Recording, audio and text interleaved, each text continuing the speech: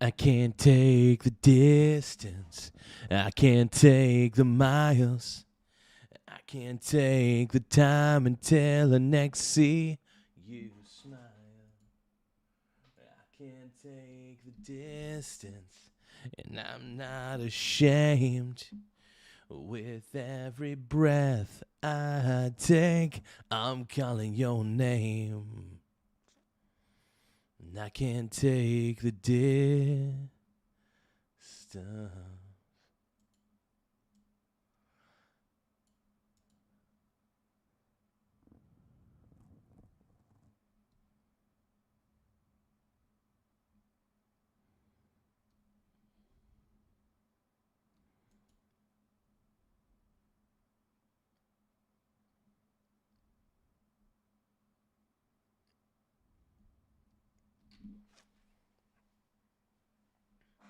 All right, dude. Is Trump basically Zaddy? Some people are asking the questions. Just asking the questions. Eric Von Eric. I love you, brony. You're my brony brother. Do you want to be my brony friend?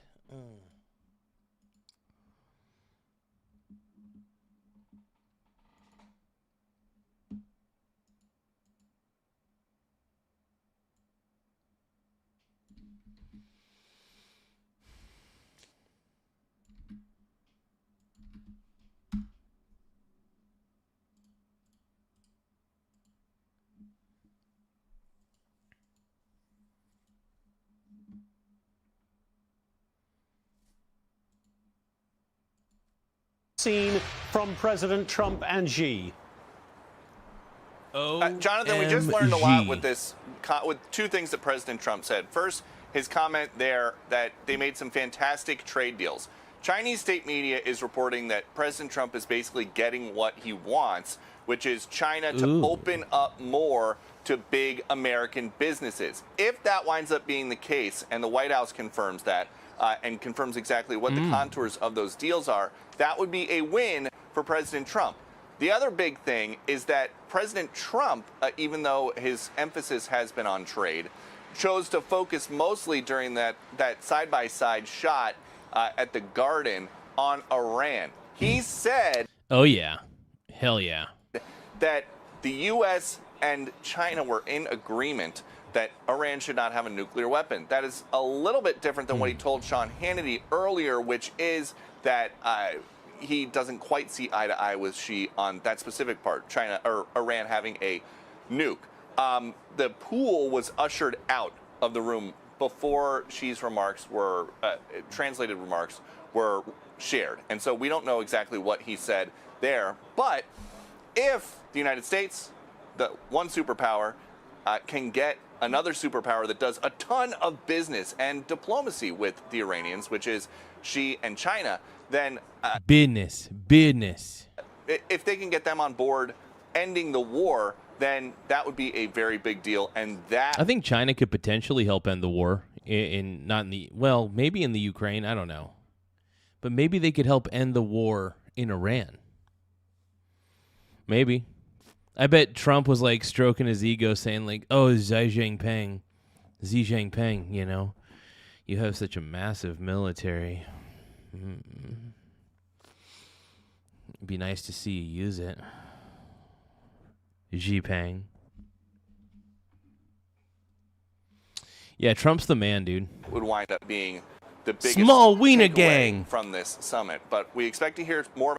Hey, thank you 2XL for subscribing. Thank you, my brony brother. You're so cute. Do you want to be my brony brother? We're all bronies. About these trade deals, the business leaders that President Trump brought here are all killers on Wall Street and in the boardroom. And oh, yeah, they kick ass, dude. They know how to negotiate. They're hardcore. And they are very unlikely to leave here completely empty-handed. And so we know Boeing got a big deal. E.T. Oh my God. What up, E.T.? I love you, bro. Eric Von Erich. Love you too, brony. What up? 200 jumbo jets. We don't know what kind, but 200 big planes the Chinese government are going to buy. I am now China. I love China. China's the greatest. Just the other day I was saying China was shit, but since they love Trump, that's all they need to do. As long as China loves Trump, I'm fine with it. I'm fine with China. China just needs to love Trump as much as I do. That's all. And it seems they love Trump even more than I do. And I love Trump a lot. I think Trump's the man. I am a Trump fanboy, though. Like, I'm not going to lie. I'm a little Trump sexual. Like, I was a big fanboy of Trump even before he was president, even before he ran for president. So I was one of the OG Trump homies, dude. I loved him when he did The Apprentice back in the day. But yeah, Nate Dogg is saying that Mike is now pro-China. The Michael Garza Show is now pro-communist. We're now pro-communist on this show. We've gone full woke. We have gone full woke on this show. I didn't think it would happen, but we're woke. Can you guys help us not become woke? Because I can't take the distance. I can't take the miles. I can't take the time until the next see you smile. I can't take the distance, and I'm not ashamed. With every breath I take, I'm calling your name, Xi Jinping. Xi Jinping. That is a multi-billion-dollar commitment that will take several years to fulfill. We don't know what the other ones are. We don't know what NVIDIA specifically has agreed to. We don't know what Tesla and SpaceX. If you guys can, don't forget to double tap your screen to like the stream. If you can, double tap your screen to like the stream. That's all you got to do. Double tap that screen now. Double tap it, tap it, tap it, tap it, tap. Just don't tap it with your tip. Don't tap it with your tip. You got to get a grip. Don't tap it with your tip. Don't tap it with your tip. You got to get a grip. Don't tap it with your tip. Don't tap it with your tip. But remember, double tap your screen to like the stream. I love you. I need you. Have specifically agreed to or been promised, and we should find that out very soon. Jonathan. Peter, it seems to me everybody knows if you go to China, you have to be careful what you say. Even the President of the United States. That's true because they're extremely authoritarian in China, and they're basically a communist regime. So you have to basically, if you say a bad word, if you say something bad, you're gonna get punished. That's basically what it is. That's exactly how China operates. Straight up. Seen a very disciplined President Trump in his remarks there. Do you think we will get perhaps a more frank reading of these meetings from the president and other members of the White House and the cabinet once you all get on board those planes and get out of China? Those are two good-looking men right there, even though this guy's communist as hell.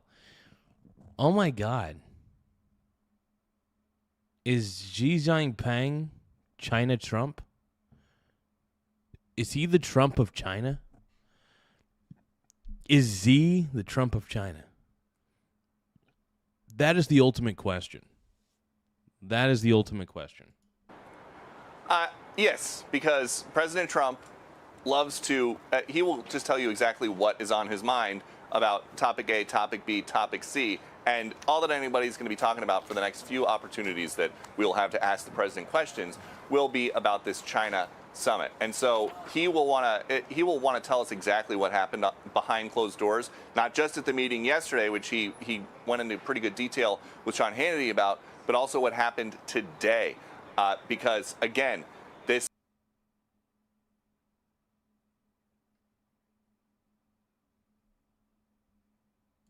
is a multi-step process, and what is happening right now, behind closed doors, is the final step. This is where they're going to cross the T's and dot the I's.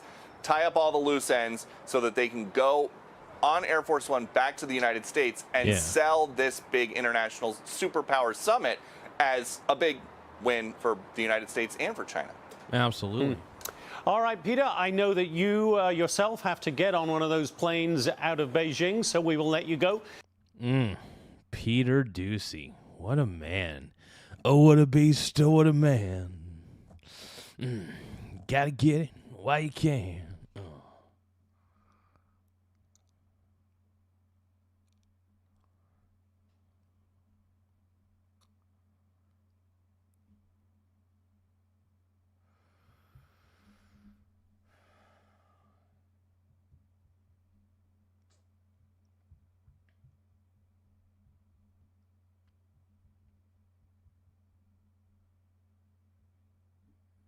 All right, let's see what other China news is out there.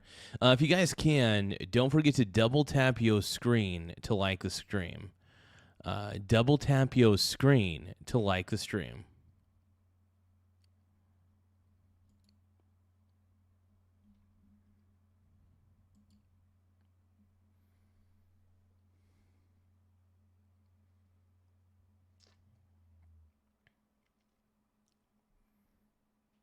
Oh, Trump. Oh, President, oh, hot Hannity. Hot, hot, hot, hot, hot, hot, hot.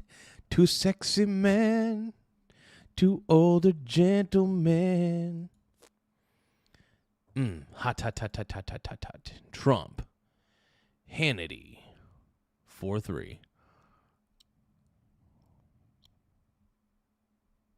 Sitting down. Your first interview, we appreciate it. Wow. They rolled out the red carpet.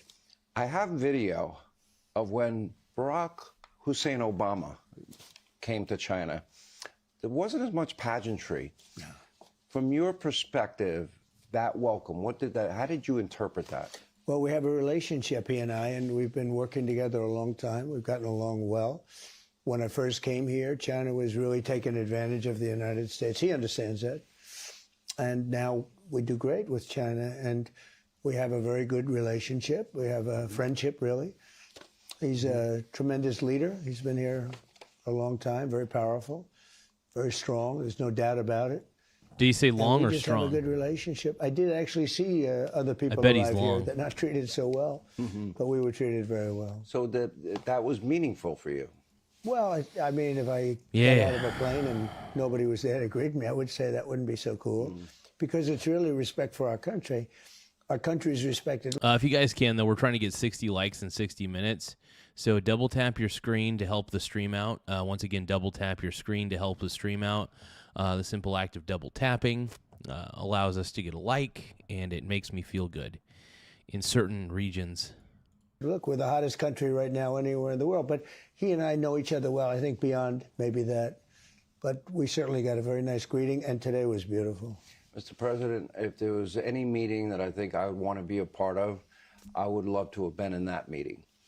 Rather than me start with a bunch of questions about this and that, and I do have specific questions, in your own words, how did this meeting go? Because you were there a long time. It was a long meeting. It started off interestingly because they're very organized people. And as you know, we have about 30 of the biggest business leaders in the world, biggest everything, you know, I mean, you name it, from chips to planes to everything. And they're all here. I didn't invite them. They all wanted to come. And they're all here. That's kind of cool. That's cool that all these Fortune 500 big tech CEOs decided that, hey, let's go ahead to China and hang out with Trump and Xi. OMG. And I suggested that before we start the meeting, I'd like to introduce them to you. And they were surprised because it wasn't scheduled. And they looked around, they said, well, and then, we had everybody. I don't want to go into names because I'll leave some out. But there were a lot of guys. Tim Cook, Elon, a lot of people. Musk. Yeah, we had everybody. The head of NVIDIA was Jensen. here. We had just everybody. And men and women, all great business, the best. And they said, okay. And they each spoke a little bit. and introduce themselves. It's interesting because they do business in China. Most of them do business here, but probably like to do more. And I'd like to see them do more. That would be good for trade and trade balance. And they were fantastic. I'll tell you, they really had a good time. Once the Chinese leadership, because it was President Xi and many other leaders, once they got used to the fact that we're a little off schedule here and we're talking about a subject that wasn't even thought about, but they were outside. I said, I think we can get them in 5 minutes, because they were literally, a few minutes away from the room where we were in the Great Hall. We were in the Great Hall. And they came in and they did fantastically well. It was really good. I think he actually said, that was very good. That was a good idea. But it was very different from what the schedule had. And then we went on. No, I think it was a good thing that they brought all those tech CEOs and stuff. I think it was really smart.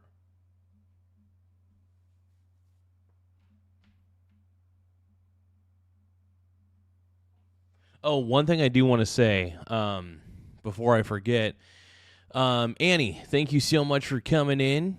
We're watching the Hannity interview with Trump. Absolutely. I'm excited about this because I haven't watched it yet. And one of the things I like to do, I actually like to watch a lot of this stuff with you guys specifically. So what I do is I end up seeing this on my YouTube page, and it takes so much for me not to watch it.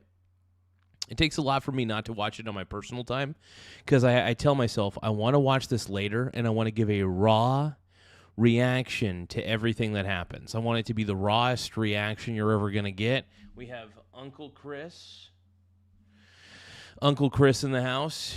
What up, my brony bro? Then we talked about a lot of different subjects, and I think it was all good. Let me ask you this. You always say that you have a very good relationship. Some people call me the Glazer in chief, just to let you know. With President Xi. And you say the same thing about Vladimir Putin. Yeah. You're America first. Yeah. You seem to always understand he's going to be China first. Yeah, totally. And so... He's China first. He wants to make good deals. But having a... And that's smart. I mean, and that's the thing. Trump understands... Look, he's America first, so he understands Xi Jinping being China first. It makes sense. Now, I don't like the communist China way. I don't like communism, so I'm not exactly a big fan of China. I think the people are fantabulous, but I do believe that communism is a very despicable system of government. It doesn't work.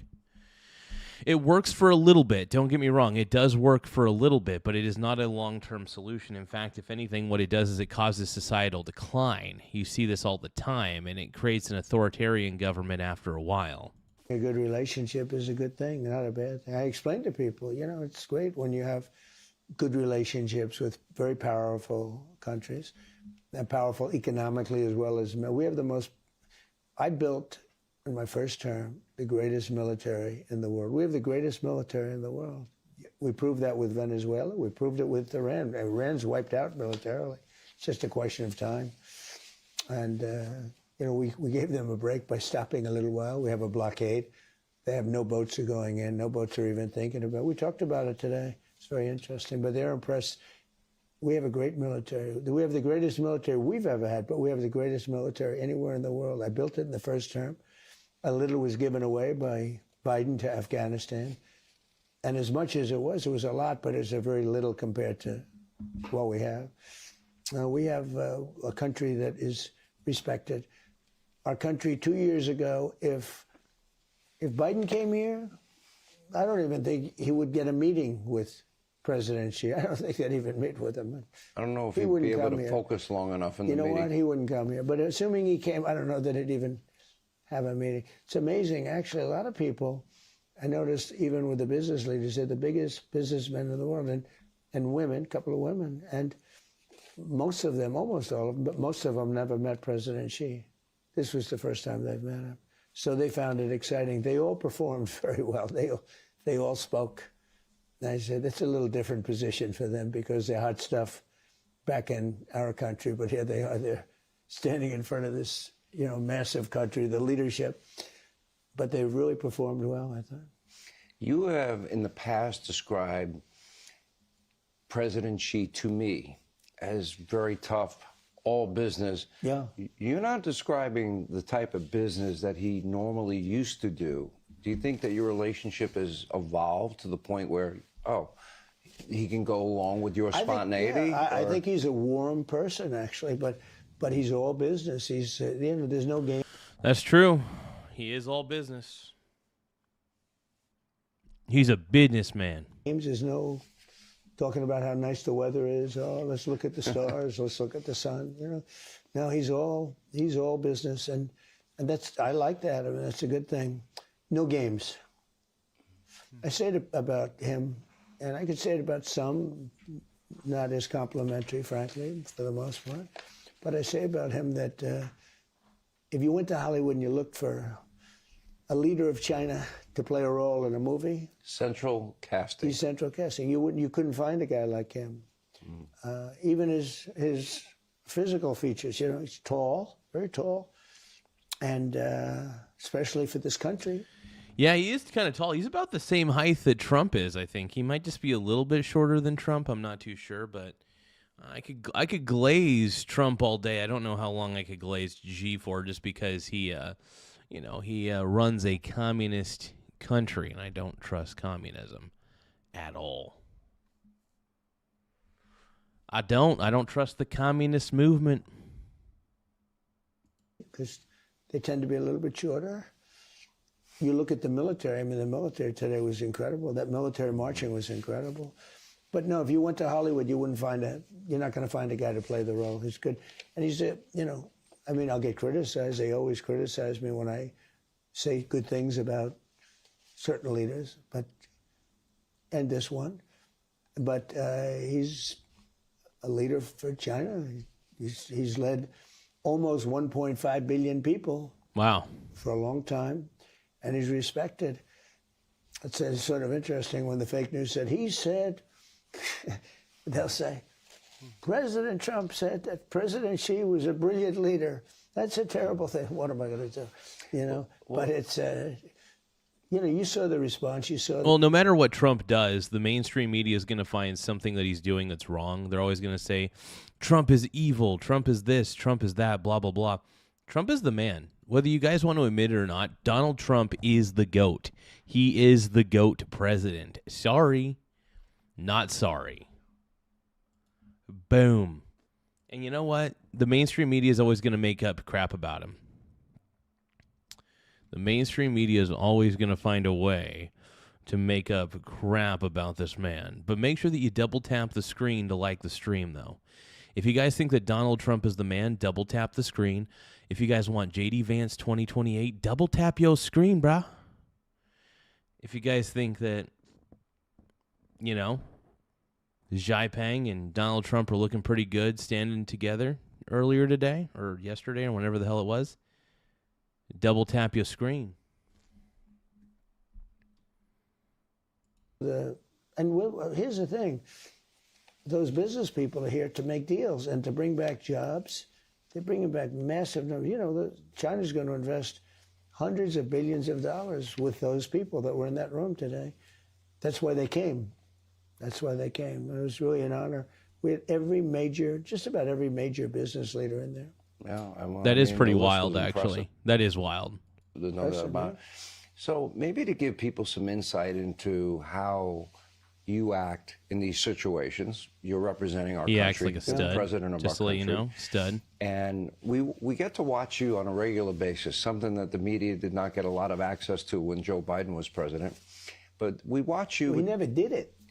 Well, I don't. And when he did do it, it was a disaster. Okay? Yep, absolutely. Almost 100% of the time. It was a disaster. 110%, 120%, 130% of the time, dude. For our country. You can't be represented like Dude, that. Joe Biden was our country weakness. was left at.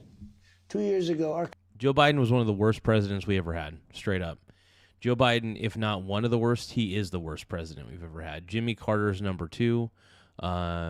George W. Bush, I think, is the 3rd worst president we've ever had.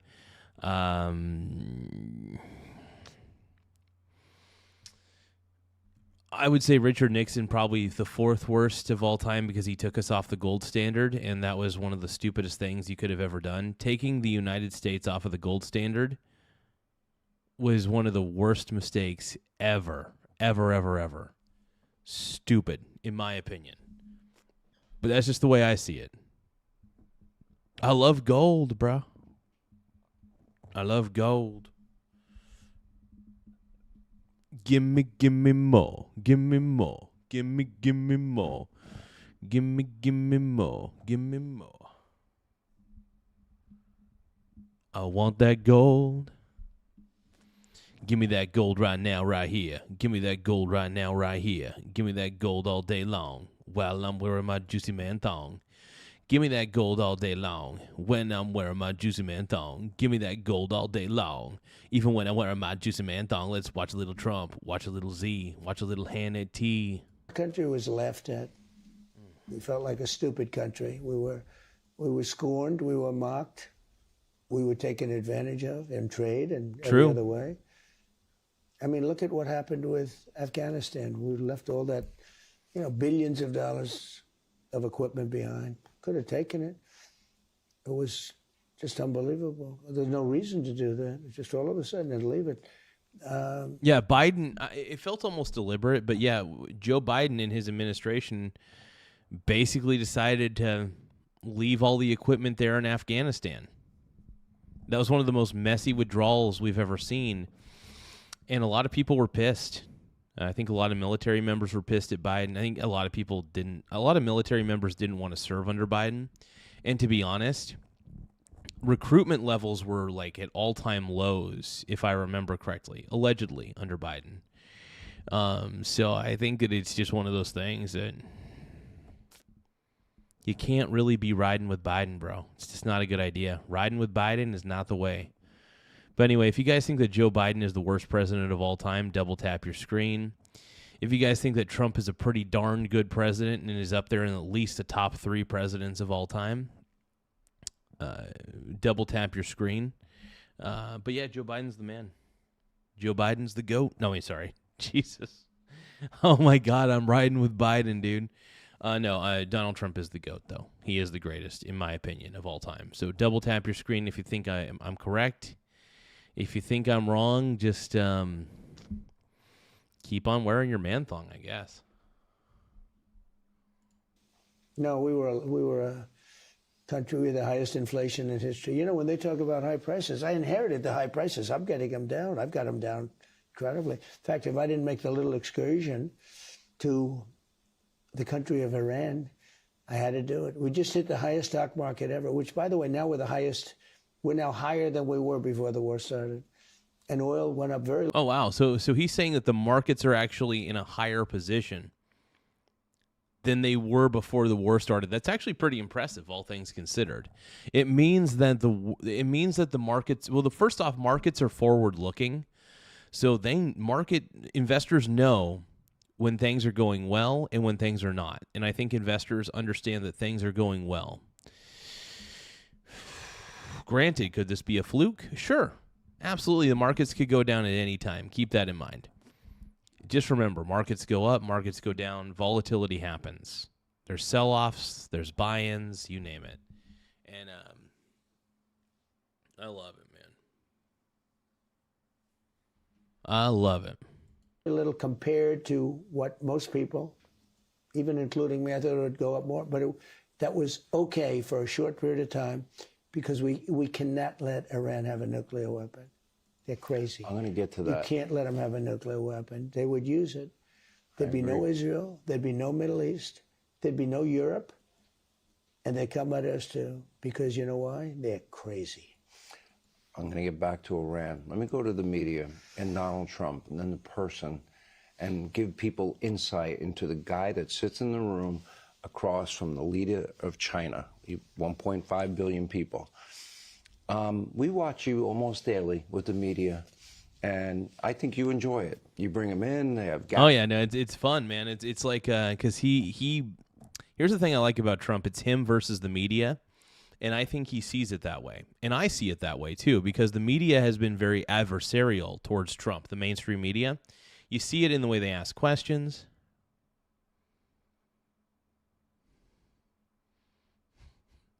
Nate Dogg says, the Dow right now. is over 50,000.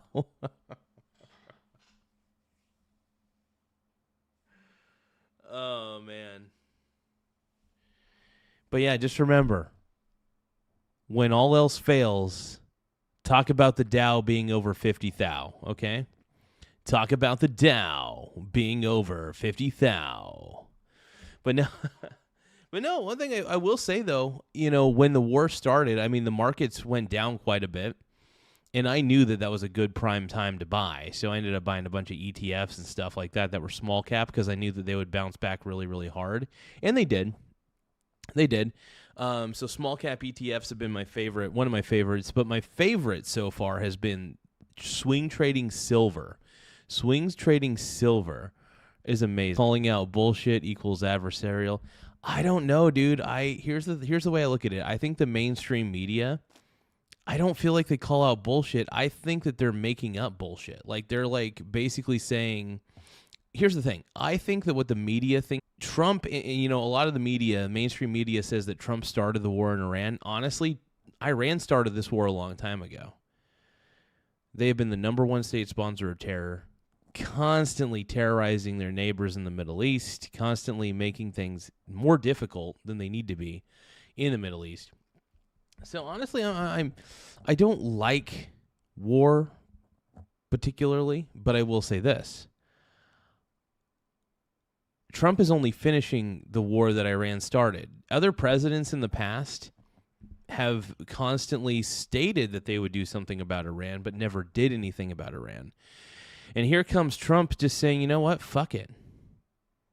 Let's just get this over with, because Iran's been, first off, enriching uranium to almost near weapons grade. They've killed a lot of their own citizens for protesting their regime. And so, but the mainstream media seems to be siding with Iran, which is the weirdest part about this. That's the part that I find troubling, is that they're siding with the Iranian government, it feels like, even though the Iranian government has been a huge piece of trash for a long time. And I think that Iran having nuclear ambitions is really, to be honest, a bad thing. So, yeah, I'm not a Trump loyalist by any means. I'm not going to agree with everything that Daddy says. I will call Trump Daddy, yes. But I will say this. There are two things that Trump and I vehemently disagree on. If we were in a room together, I would grill him on these. Cryptocurrency. Cryptocurrency's a Ponzi scheme, Trump. Get the hell away from it. 2. And this is to all the people who think that I don't question Trump, all right? Who think that, oh, I kiss his feet, I bootlick. I don't. I do glaze. I glaze the meat a little bit. But I don't think that everything he does is wrong. You know, the mainstream media thinks that everything he does is wrong. You can't please the mainstream media. Trump could cure cancer, and they would still find a way to make that a bad thing. So I just don't trust the mainstream media in their opinions of how this war is going or how the presidency of Donald Trump is going. The man takes massive levels of action, right? And I respect a man who could take massive levels of action very quickly and very swiftly. I like what he's doing. I like what Trump... But yes, anyway, back to the second thing that Trump and I disagree with. So cryptocurrency was one of them. One of the big ones, and it pissed me off. And 2, I think his handling of the Jeffrey Epstein files was pathetic. I'm not a fan of that. I did not like it. Felt uneasy to me. It felt weird. I didn't like the way he handled it. I thought he handled it poorly. I think him hiring Pam Bondi to be the attorney general at the time was stupid. I think that Kash Patel should be fired as the director of the FBI. I really do. I'm not a fan of Kash. I just don't think Kash Patel's that great. But other than that, I mean, Trump's cabinet seems to be in good order. You know, he seems to have a lot of smart people on his side, a lot of people working with him and doing the right stuff. So, I don't know, man. I like it.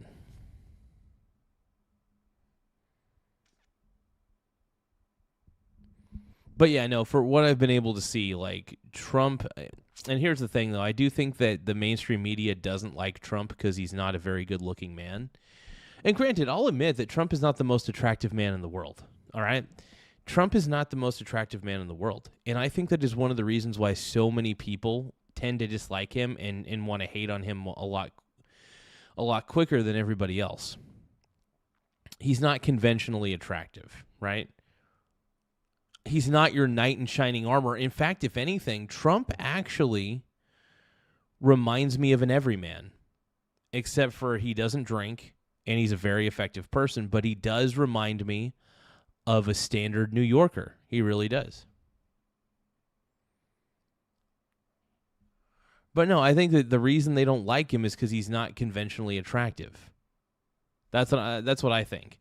And did you notice that, like, for instance, politicians who are conventionally attractive get treated a lot better than politicians who are not? So, and I think the thing is, think about it this way. A lot of the leftists, the first thing that they criticize about Trump is the orange spray tan, right? Or his hair. In a lot of conventional ways, his hair's not very attractive. Orange spray tan's not the most attractive thing in the world. First off, he's an old man. All right, but this is the thing that a lot of people will do, and I'm not saying you guys are doing it in the chat, but what I'm saying is that I see this constantly with a lot of liberal opinion piece things. And I know that people, but think about it. Would people treat Trump this poorly if he was, I don't know, Brad Pitt? If he was, okay, imagine, if you will, close your eyes, take a deep breath, open your mouth. Okay. But no, seriously, think about it for a second, you guys. Really think about this. If Brad Pitt was the president and said everything that Donald Trump says, like word for word, even the tone, I think people would be more accepting of Brad Pitt. They'd be like, oh, he's a go-getter. He's an action guy. Yeah. But when they look at Trump, all they could do is make fun of the fact that he's kind of fat. They say he's got small hands, orange spray tan, the hair. All they do is they seem to go after his appearance. And the thing is, the reason they go after his appearance is because a lot of his policies are actually good. And when your policies are good and they can't really grill you on your policies, they have to grill you on your appearance, and they have to grill you on the stupid things. Now, could you imagine if instead we have Brad Pitt with Trump's policies? That would be that people like eye candy, exactly. People like eye candy. Now, is this a crazy theory? I don't think so. In fact, if anything, it's kind of a psychological theory on how human beings treat other human beings, you know? It's something I've noticed, and I've read a few articles about it. I'm not saying I'm an expert in this field. I'm just saying that's my hot take. That is my hot take, and feel free to refute it. But that is my hot take, is that because Trump is not conventionally attractive, this is why some people tend to, and I'm not saying this is everybody's, I'm just saying some people don't like him because they think he's arrogant. Some people don't like him because they think he's stupid. Or, you know what I mean? Like, they actually think some people think his policies are bad. I don't know how. I think he's got great policies, you know?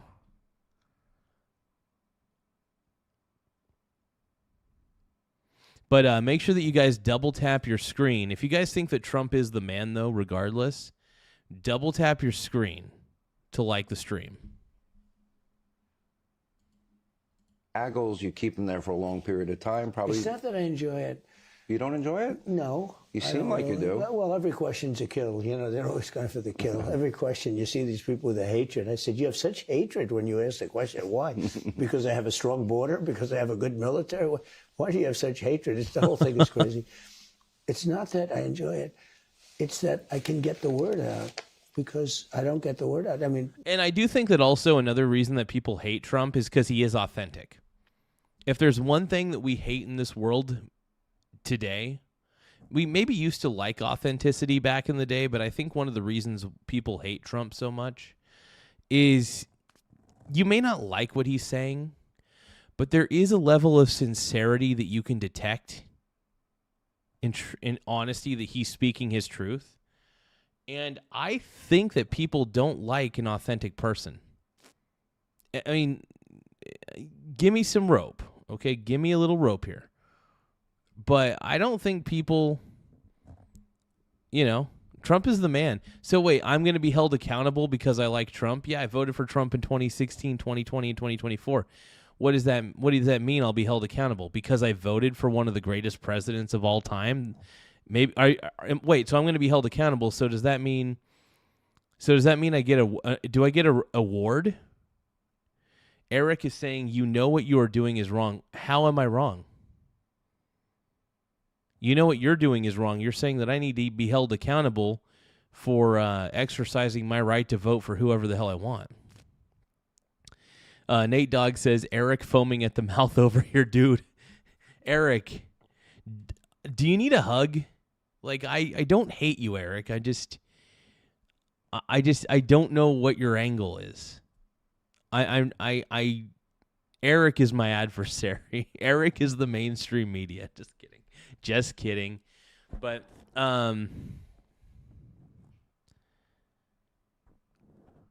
Eric, dude, if you need a hug, brother, I can't really give you one, but I can kind of simulate one. See? Look at my arms are going around you. You know what? I'm going to give you guys a big smooch. How does that sound?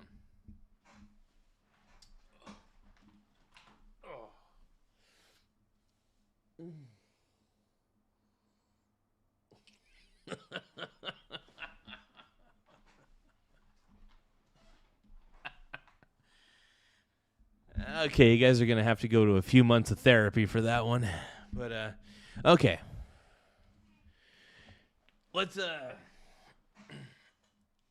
continue to glaze Trump.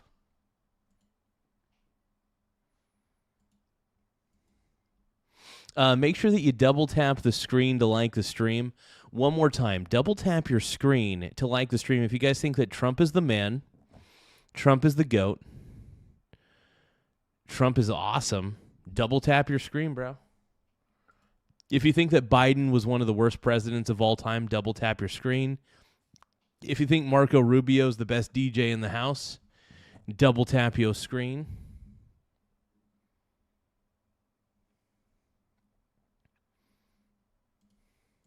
Look, Fox is great, and we have some that are good. Gift yum yum. Gift yum yum. Nate Dogg says getting the GameCube ready.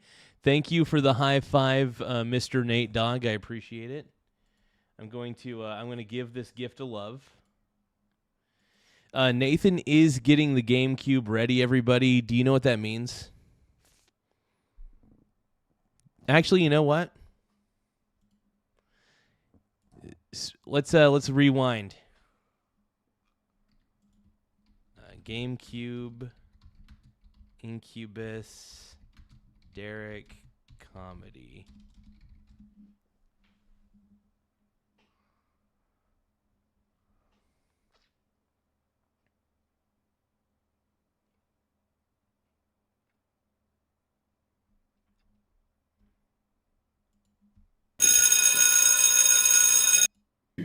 Jerry, you... Oh, wait, this isn't the one. Hold on.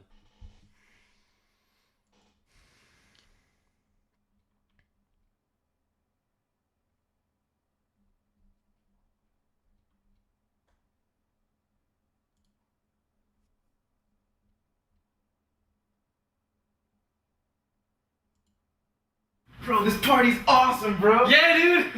Yo, dude, I got some scotch. You want to drink some scotch before the party? Yeah, all right. Yeah. So Derek Comedy, this was, by the way, one of the greatest YouTube channels of all. This is like really early YouTube. No joke. This was 19 years ago. Hold on. This skit right here was done 19 years ago. It's called Bro Rape. This is a good one, dude. This is if you guys are in love with Chris Hansen and you guys like the guy from Community, Donald Glover, then you'll love this. You will love this. Dude, as much as you can because you want to hide it before anybody else sees it, okay, bro? All right, bro. I'm going to take your pants off, okay? Wait, what? Bro, this is going to be awesome, bro. No, dude, don't take my pants off. All right, dude. Go lay down on the bed. No, bro, I'm not going to lay down on the bed. Bro, go lay down on the bed. Yo, this is going to be awesome, yo. Just there you go, bro. All right, cool. Lay down on the bed. No, dude, what are you... All right, bro. Yo, this is gonna be sweet, all right? Wish me luck. Hold on, you guys. I got a message real quick. I gotta try to answer the message.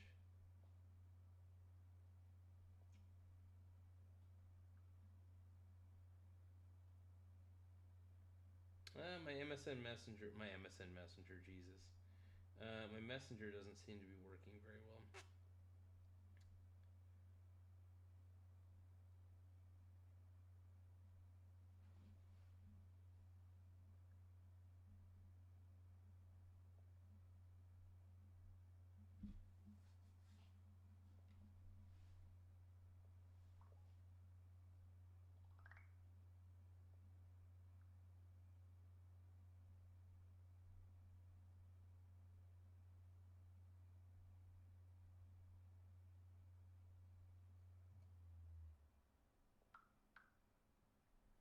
Okay, yeah, it's still amazing. Okay, we're gonna do a little Derek. Go, bro! Bro, stop! It's a type of rape that's gone overlooked for decades, and it's risen 44% in the last year. I'm talking. By the way, early internet did have the greatest. The early YouTube had the greatest. Of course, about bro channels. rape. What is a bro? A bro's an 18 to 24-year-old male who wears Birkenstock sandals, watches Family Fuck yeah, Guy, dude. plays Ultimate Frisbee, Hell and yeah. wears an upside-down visor or a baseball cap with a pre-frayed brim. You know, a bro. A bro, dude. For every suburban house party, 4 bros will be raped, and only 1 in 7 bros will tell their boys what happened the next day. As a result, most bro rapes go unreported. So it was my friend Jake's birthday party, and we're playing paintball and whatever, and then we go back to Tim's house to get a little drunk, and Tim brings out some beers, and I turn around to get my bottle opener. When I turn back around, there's a Jack Johnson album next to my beer. And I was like, whose is this? I love Jack Johnson. And Tim's like, oh. Oh my God, yes, that's right. So if I remember correctly, Incubus, Jack Johnson, and Dave Matthews Band, I believe, were the 3 artists that if you see anybody with these CDs and they're trying to give you any sort of beverage, run away. It's not safe. It's not safe. Oh, me too. I love him too. Let's go up to my room and talk about it. Internet chat rooms for bands like Dave Matthews, Jack Johnson, and Incubus have proven to be a hotbed for bro predators looking to prey on unsuspecting bros with phrases like chill or dude, let's just chill or hey, Dude, let's just chill. Hey, chat, let's just chill, okay? hey bro, we're chilling. You want to get some beers and chill? Me and my film crew went to one of these chat rooms and posed as a 20-year-old bro named Chad. Yeah, After dude. a week or so, we lured some of these bro predators into our dorm room to chill. There they were confronted by our film crew who forced them to explain themselves. Excuse me, Amazing. sir. I'm David Foster Amazing. from Newsline. Amazing. Can I ask you a few questions? Where's Chad? Is this Chad's room? There is no Chad. We posed as a bro in an internet chat room. Can you explain what you're doing here? Just gonna watch some DVDs, talk about bands. I was gonna tell Chad how not cool it is to invite bros he meets on the internet to his dorm. It's unsafe. Can I see your bag? Yeah, sure. What's in here, sir? Nothing. 6-pack Natty Ice. Get Yeah, thirsty a lot. I dude. get thirsty. Natty Ice, bro. If you see a guy with a 6-pack of Natty Ice, run. Run. Especially if you got a backwards cap on. Especially if you talk like a bro. Harold and Kumar go to White Castle. Such an underrated movie. That's a good movie. I haven't seen that in a long time. That's totally Big black dildo. Xbox. I mean, it's easy. It's too easy. I mean, if they didn't want to get raped, they wouldn't walk around the way they do with their pop-collared shirts and their Livestrong bracelets, their Abercrombie water polo t-shirts. I mean, the fish... Chopley says, that's right, bro. Hey, bro, you want to go get some beers and chill? Oh, my God. This guy's a menace to society. Chopley. E.T. is asking, is this you in your younger years? Maybe. farewell tour, that was like an all-you-can-rape buffet.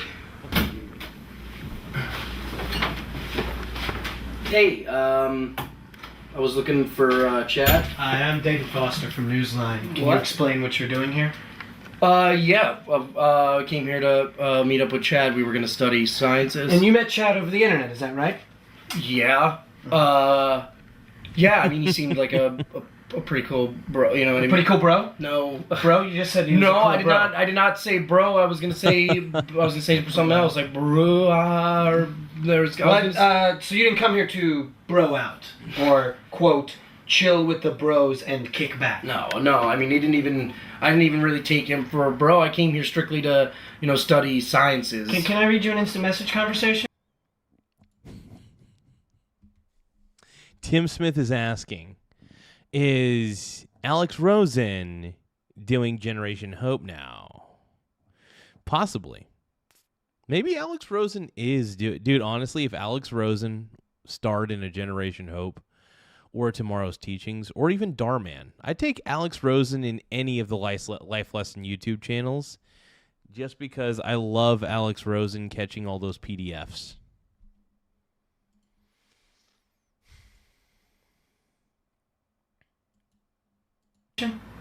I mean, I guess if you feel you Between must. Family Guy Fan 84 and is that your screen name?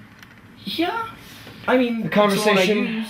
conversation between you and Chad Bro Chill 17. That's weird. I never heard that name. So Chad, Chad part. let's chill and play GameCube. By the way, bro, I always take my That's another sign. Anytime they ask you to play GameCube, run. Run, run, run, run, run. Tim Smith says this video looks like a Kamala 2028 meetup. Oh my God, yes. pants off to play GameCube. So I hope that's cool. I don't. I have no recollection of typing those words. Okay, can we see what's in your bag? Can I take a look in your bag? Can we see what's in your bag? I don't have a I bag. don't Can we take a look in understand. your bag? Yeah. Why would I care? Well, of course. There's nothing in there that a normal American doesn't have in his bag that he would Can carry. of Axe body. Oh, yeah, that's right. I forgot about this. If you know what's so funny about this? So back in the day when we used to hang out in Nathan's garage, Nathan had a GameCube. Nathan had Axe body spray. I'm pretty sure we may have even had an Incubus CD in the garage. I didn't realize this, but Nathan was a bro predator.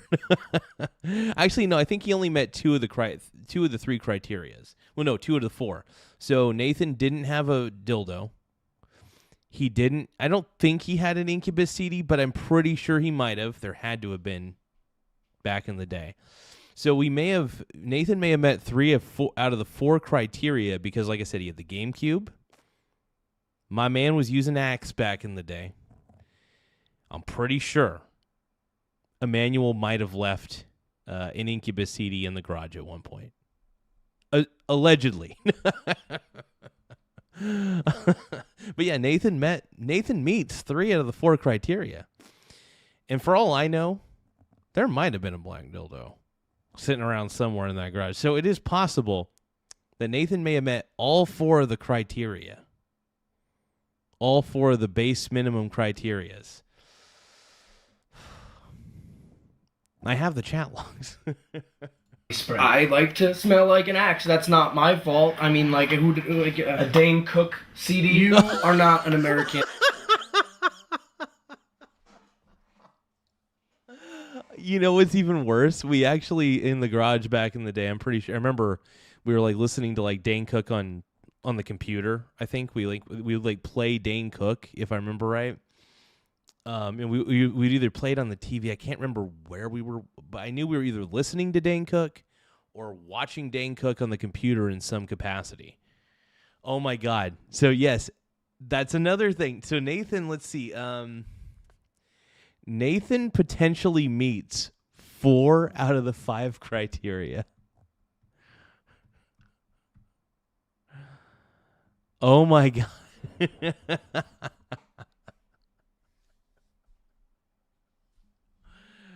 Nathan, it's not looking good for you right now, man. You met 80% of the so far the criteria, as far as I know. Maybe even 100. And if you don't love Mr. Cook, I don't understand. A GameCube game system. Yeah, it's shaped like a cube.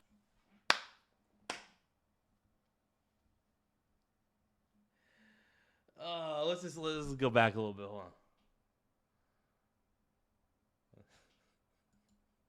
Not an American if you don't love Mr. Cook. I don't understand. A GameCube Boom. game system. Yeah, it's shaped like a cube and you can play games on it. I don't understand what the problem is. And a big black dildo. Okay, look, I have bros at home that can't find out about this, okay? This is wrong, what you're doing here, okay? It's not my fault, okay? I know that I have a problem, okay? I know that I have a problem. I live on campus, and it's hard because there's windows there in the buildings that I'm staying in, and I'll look out of these windows, and there'll be bros walking by, and it's not my fault that if I think about, what they would look like soapy and wet, like, that's not my fault that I want to, like, this is crazy, okay? Why would you do the this? Police are outside. Why are the police outside? Why are the police outside? They should be inside. They should be inside a police station. Oh, that's right.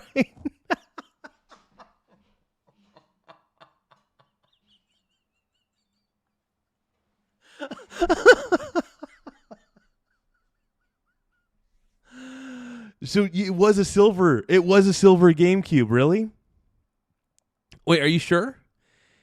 Hold on, maybe I'm thinking of somebody else's GameCube. You had a silver GameCube.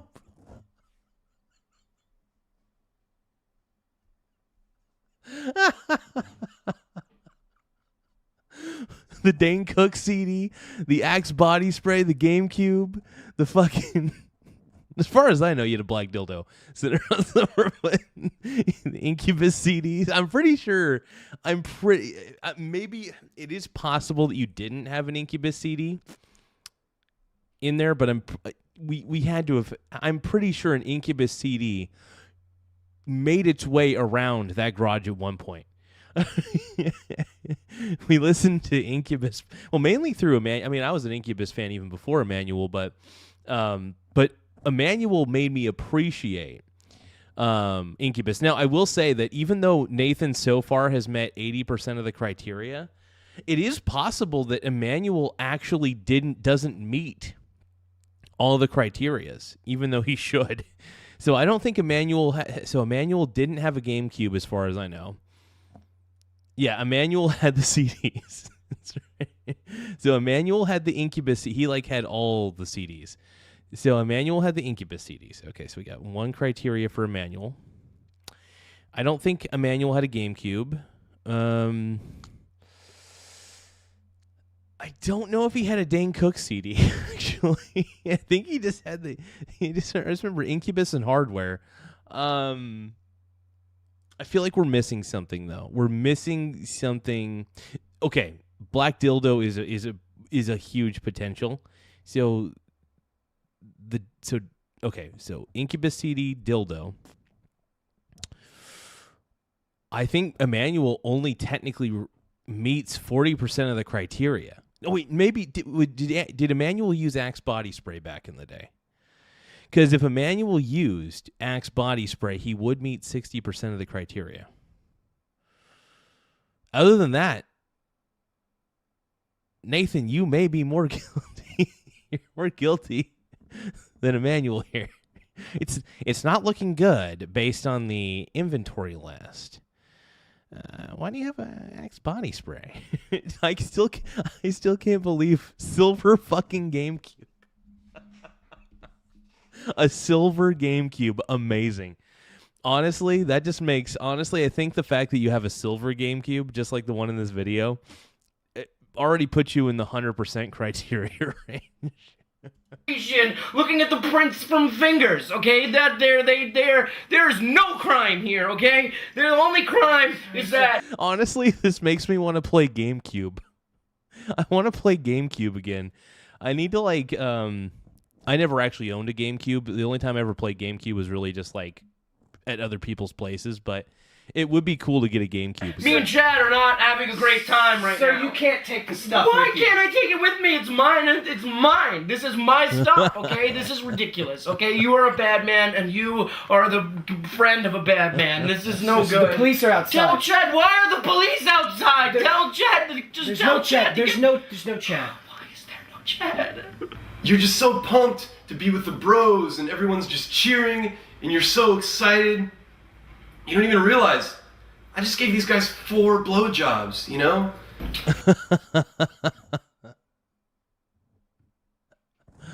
Oh, it's too funny. Excuse me, sir.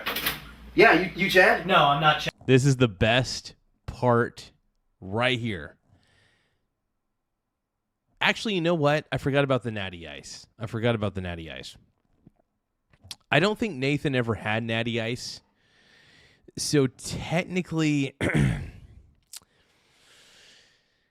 Nathan only meets 4 out of the 6 criteria. Only 4 out of the 6. Now we're not giving him a pass. But my God.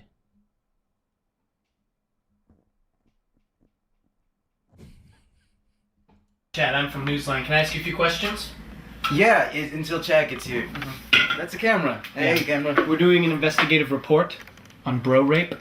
Oh, that's bad stuff. I don't do it. No, I'm against it. You don't really? You don't do it? No, I don't do it. You came here in your boxers with beer and video game equipment. You're telling me you weren't planning on bro raping this Chad? God, there's a sweet GameCube controller, dude. The game, I'm gonna just get a little technical here. The GameCube controller might be one of the best controllers. I'm not saying it is the best, but it is in the upper echelon of classic game controllers ever. Like, GameCube controller, bar none, was pretty dope, all things considered. I wasn't. No. So is Chad coming? No, not at all. Is Chad coming? No, he's not. Am I fucked? Am I? I'm fucked. The police are waiting outside. So Chad's not even coming. Can I see what's in your bag? This bag is filled with black dildos. Yeah, those are for Chad. Those were You want to play GameCube? We can play I got some Natty Ice. We can just, roll it up. I'm not a bro. I didn't think you were. No. Did you pour Axe body spray on this dildo? Like a can and a half. So Chad's not even a can and a half, dude. A fucking can and a half. Real. You guys you played me like a sap for the big scoop. There are many efforts being made to combat the rising trend of bro rapes in America, but the problem of stopping bro rape entirely has never been phrased more perfectly than by one of the bro's biggest heroes, Dave Matthews. He writes, "People in every direction, no words exchanged, no time to exchange. And when all the little ants are marching, red and black antenna waving, they all do it the same. They all do it the same way." Amazing. I don't want to play Dave Matthews in fear of okay.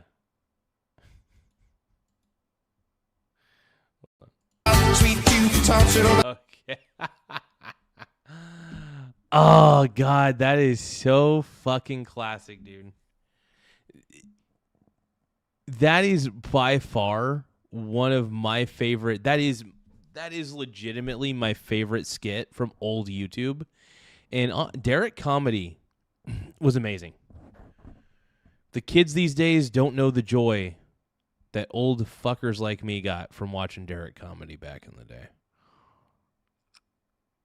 Oh, yeah, Annie, it was disturbing and hilarious at the same time. And I think Nathan meets 4 out of the 6 criteria.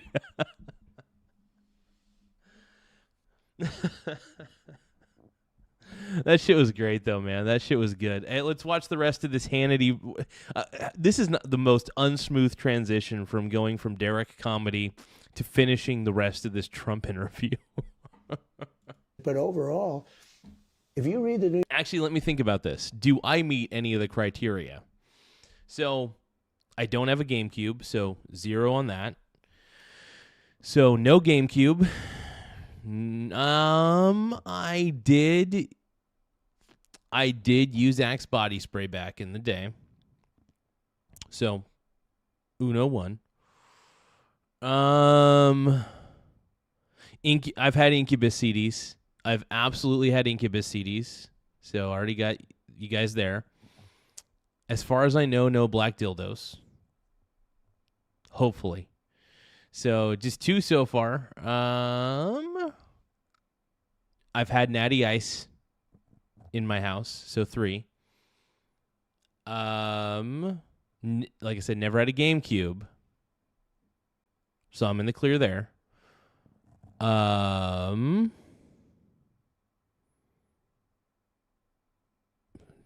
spray. Yeah, I think I meet possibly just 3 of the criteria. I think. Hold on. So let's see. Axe body spray. Yeah, I meet like 3 out of the 6 criteria overall. Oh man, that's too good, dude. That was really funny, dude. That's like one of those classic skits that like I'll go back to like once every like 3 years maybe. I love it, man. I love it. New York Times, you actually think we're losing or not doing well in Iran. They have no Navy. They have no Air Force. It's gone. It's just a question of time. If we want, we stopped. Could have gone for another few weeks. It would have been over. I did that at the request of a lot of leaders that are friendly with them. It's not going to matter for them. They're finished. Now they can make a deal or they get annihilated. I don't want to do that. Yeah. But we have the greatest military. And, you know, when you do news conferences, you're getting the word out that you're not going to read in the New York Times. I mean, I read these things. I see some of your other networks. The way they cover, they will take a massive military victory and make it like we should have done it faster. The one thing they couldn't complain about was Venezuela because it was over in one day. Yeah. So we're comparing it to. So here's my question. You know, as an example, Vietnam lasted for 19 years, right? It did. I think Iraq was 10 years. Thousands and thousands of people killed there. Many, many thousands in Vietnam. And we have, sadly, we've lost, in 2 wars, we've lost 13 people. 13. That's 13 people too many. But we've lost 13 Chop as Lee, opposed get it, to dude. Get it, brother. 75,000 as opposed to 50,000, as opposed to numbers that are staggering. Think of it. We're 19 years in Vietnam. Every war, we're 4 years, 8 years, 9 years. Iraq was 10 years. We're on all these wars. Yeah, the thing is, this war in Iran's only lasted about roughly 3 months. And in 3 months, it's honestly been a productive military operation. If you think about it, Trump in the U.S. military took out the Iranian naval fleet completely. Majority of the military for Iran is decimated. And the Iranian regime has practically crumbled. I've never, like a couple of months, and the Navy's gone. They have 159 ships. Every single one of them is now happily floating or not floating at the bottom of the sea. No, every one. They have no Air Force. They had a nice Air Force. They don't anymore. They have no Air Force. They have no anti-aircraft. Now, they probably have. I mean, we know everything they've done. They built it up a little bit. We'll take it out in one day. It'll all be gone. I hope they're watching because all of their anti-stuff, anything they put up, we know exactly what they put up. You know, they had a little respite. And so they're trying to get a few things together. They have taken some missiles from underground. We know exactly what they're doing. It'll all be gone in one day. Everything they've done for the last 4 weeks will be gone in one day. But when you read some of these horrible papers, if you watch CNN as an example, or that other one, they used to go to MSDNC, now it's MS Now. And they got rid of it because it was such an embarrassment. Gets no ratings. CNN. Oh yeah, they had the MSNBC was such an embarrassment that they had to rename it from MSNBC to MS Now, so people would hopefully forget that MSDNC, but it's still the same network. MS Now is no different than MSDNC. MSNBC was what. Either way, terrible network, just like Trump said. Absolutely, 100%.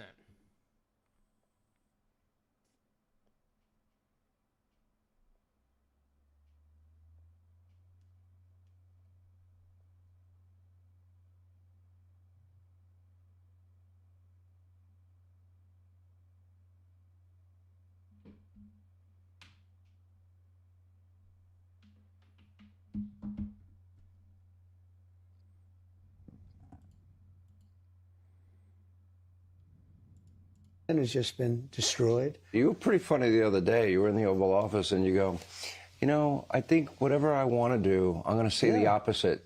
Then I'll get what I want. It took me a while, you know. But by the way, there's probably some. No, I'm going to announce what I don't want. I'll be able to get it. They'll immediately, like, I'll say, we will not build a wall. We will not because I built over 1,000 miles. That's true. That's so true. Anything that Trump doesn't want, the left is going to want to make that happen. So Trump is pretty strategic in that sense that all he has to do is say what he doesn't want, and the left will make what he really wants happen. Sorry, what he wants, he just has to say he doesn't want it. So he's using a little bit of reverse psychology here. Brilliant. Brilliant. Miles of my wall. God, what a People don't stud. even talk about it. We have the safest southern border in the history of our country. We have the safest border in the world other than North Korea. I tell you, North Korea has a pretty safe border, too. They've got 5 fences that are fully electrocuted. You were at that border. I saw it. There's never been anyone. There was one person that got through, but he ended up dying about 10 feet as he got through. All right, thanks for watching. Check out my new podcast, Hanging Out with me, Sean Hannity. The big interviews, the debates you won't get anywhere else. Like and subscribe for new. Sean Hannity, baby. Hannity's a stud, bro. All right, you guys, give me a few moments. I do have to use the bathroom. I do actually have to use the big boy toilet. BRB LOL.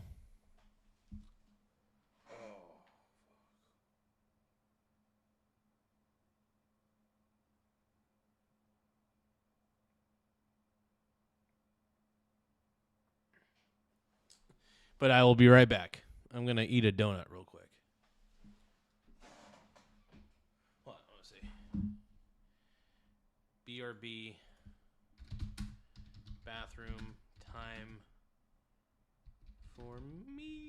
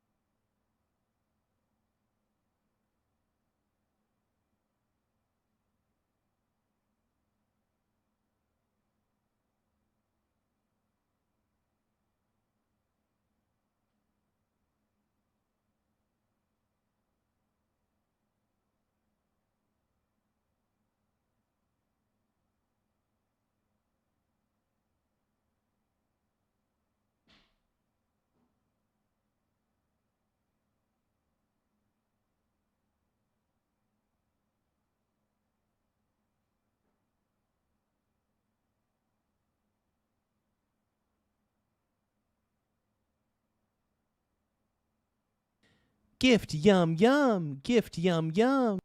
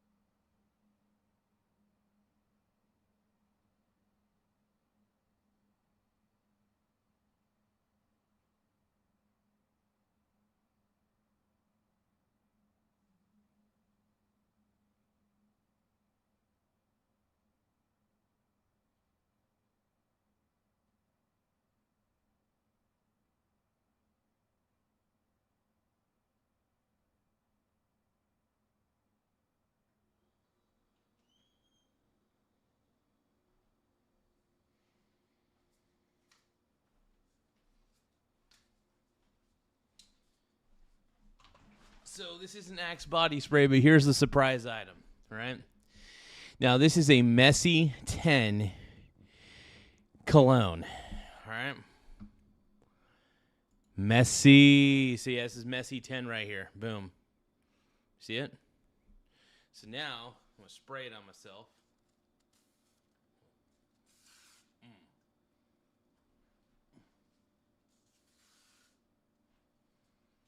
Smells good, dude. I love Messy.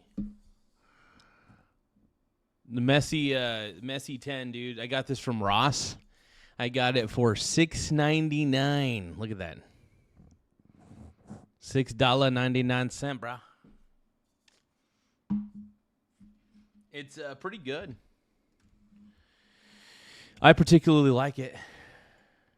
It's tasty. I mean, I don't eat it. Don't eat it. It's really just to spray on your, you know. It still smells good, dude. Michael, you don't sound sincere. What's really happening here? How do you know I'm not sincere, brah? Baroni, bro.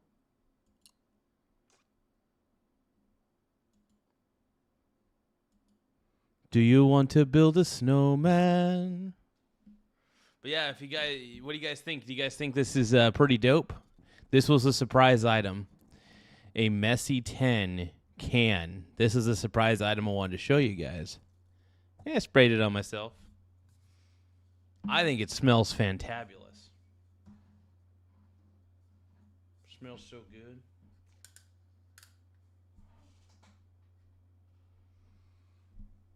It's I actually like the smell of Axe body spray, though, more than the Messy 10.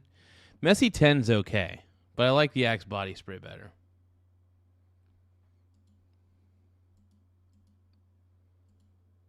Now, let's take a look.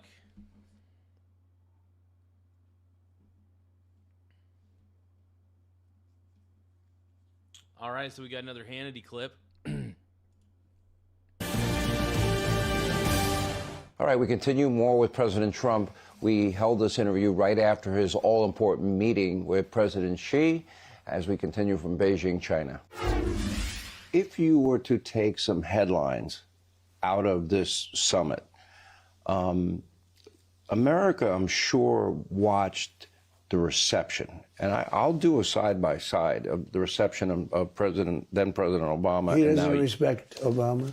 Nobody does. Highly overrated, and he's... Oh, yeah.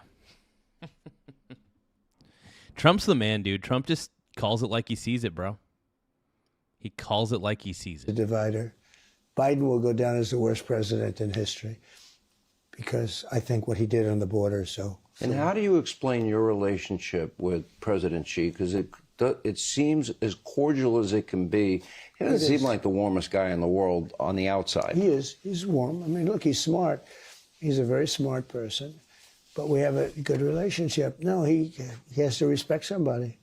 He's no games. He's not like, let's talk about how did the Yankees do last night? Okay, you know, who cares? They don't care. He's all about China. It's you know, but their economy's it's a consummate hurting. thing. Their economy's hurting. I don't know. I've been hearing that about them for 40 years.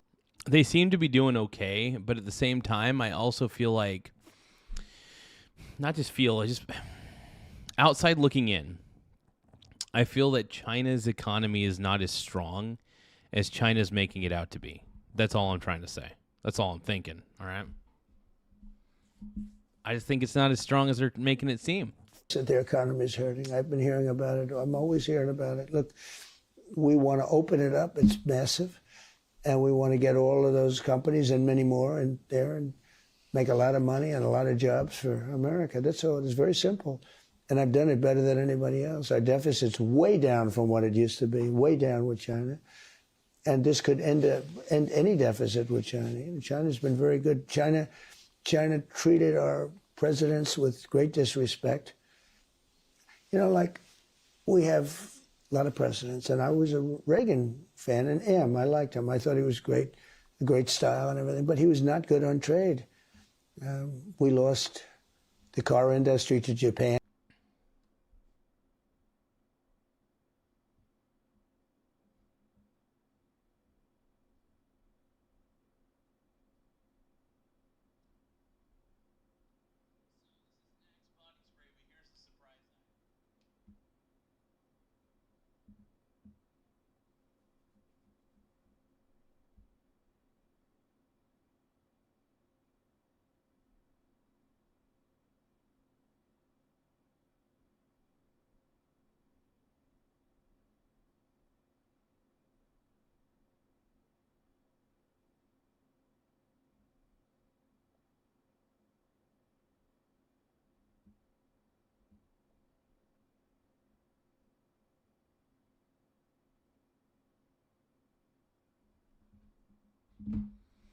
Okay, let's continue. And in Germany and others.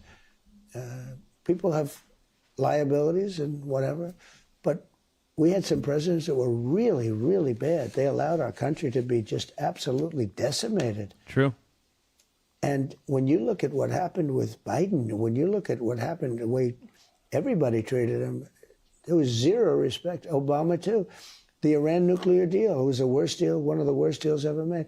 If I didn't go in and terminate that deal, Iran would have a nuclear weapon, and they would have used it. We wouldn't even maybe sitting here right now. Can I ask you this, though? But Sean, they would have used it. The Iran nuclear deal. I agree with you. Then if I didn't go in with the B-2 bombers 9 months ago, they would have had a nuclear weapon. And by the way, yeah, the one true. thing they told me... He's spitting facts, bro. He's spitting facts. If you guys think that Trump is spitting facts and is top G, double tap your screen to like the stream. If you guys think that Trump is a total G, top G, double tap your screen to like the stream. It does help the channel grow. But Trump is a total G, bro. Trump is a G.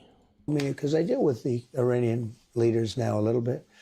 They said very strongly, because they said, we're getting the nuclear dust. That was a term I made up because it's sort of, it's a simpler term for people to understand. It's nuclear dust, sort of dusty. But I said, we get the nuclear dust. They said, you will get it. They agreed to it, right? They agreed to it. But then they take it back, then they agree. It's back and forth. I don't know. I think they have a lot of problems with the leadership. But Sean, I said, we get the nuclear dust. They said, there's only 2 countries that can get it. Who? You and China. Nobody else has the technology. I said, why do you say? He said, because when you hit that thing, the whole mountain collapsed on it. I said, so you're saying we really hit it good, didn't we? He said, there's no way that any normal country can. The only 2 countries that can go down and get that are you and China. It's very interesting because CNN was saying, well, maybe it wasn't hit that badly. It was hit. And what they did is they took a lot of credit away from those great B-2 pilots and the Tomahawk submarines. And, we had the submarine shooting Tomahawks in there, 30 Tomahawks. We obliterated it. And before the pilots even go back, I remember CNN saying, well, maybe it wasn't hit that badly. Maybe it wasn't. They didn't even know anything, and they were saying that. The top person said to me, there's 2 countries that can get that. We can't get it even if we wanted to because we don't have the technology or the equipment. They said us and China. It's very interesting. 60% enriched uranium to be weapons grade, 90% enriched in under 12 days. Yeah. And they were bragging to your Middle East envoy, Steve Witkoff. If I didn't go in with the B-2 bombers that week, that day, that week, they would right now have a nuclear bomb. So it was that imminent? Well, I thought so. Yeah. The intelligence told you I so. thought that they were very close to having a nuclear weapon, and it all emanated from those 3 sites that we hit, and we hit them good. We hit them good. And when he told me that, and he wasn't saying that as a negotiation, he was just saying, we can't get it, we'll never be able to get it. They're not, you got to move like the weight of a mountain. And it was a granite mountain. Those bombs went right down air chutes. I guarantee they'll never build an air chute again. This is the bunker. Think of it, at 1 o'clock in the morning with no moon, we dropped bombs. Every one of those bombs went down an air chute and exploded. And the whole mountain collapsed on top of that site. And the Iranian leaders told me that they would be, and everybody else, other than, literally he said us in China, and I don't know that China can do it. I know we can do it, but it's a big project. To get it, it's a big project. Do you feel there's been people that have, and generals that I've spoken to, that think you have to get the dust, which is the enriched uranium, or have you been told there may be a way to entomb it that they could never get to it? Well, that's interesting. So that's an interesting thought. Basically make it to where they can never gain access to it.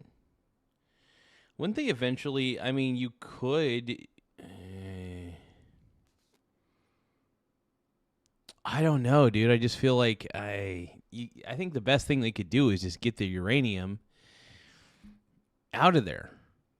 Or they could saturate it with all sorts of crap. I've got no clue what you could do at that point. But we'll see. We shall see. So we were thinking about doing it early on. And about getting it. It would take a while. It would take a week and a half. That's a long time to be in enemy territory. No, you got to move these massive amounts of granite. It's a granite. Granite's the hardest stone. It's amazing that it's those were really powerful bombs that we used. And don't forget, we hit it on top of that. We hit Tomahawks on top of that. No, I don't think it's necessary, except from a public relations standpoint. I think it's important for the fake news that we get it. I'm the one that said we're going to get it, and we're going to get it. We have our eye on it. So Space Force was my creation. I did that in my first term. It's going to end up going down as one of the most important of all of our military. So dude, Space Force is pretty tight, dude. I think, people make fun of Space Force, but Space Force was actually a cool idea. And I love the fact that it's still on the table. Tim Smith says, breaking, John Taffer threatens to shut down Strait of Hormuz.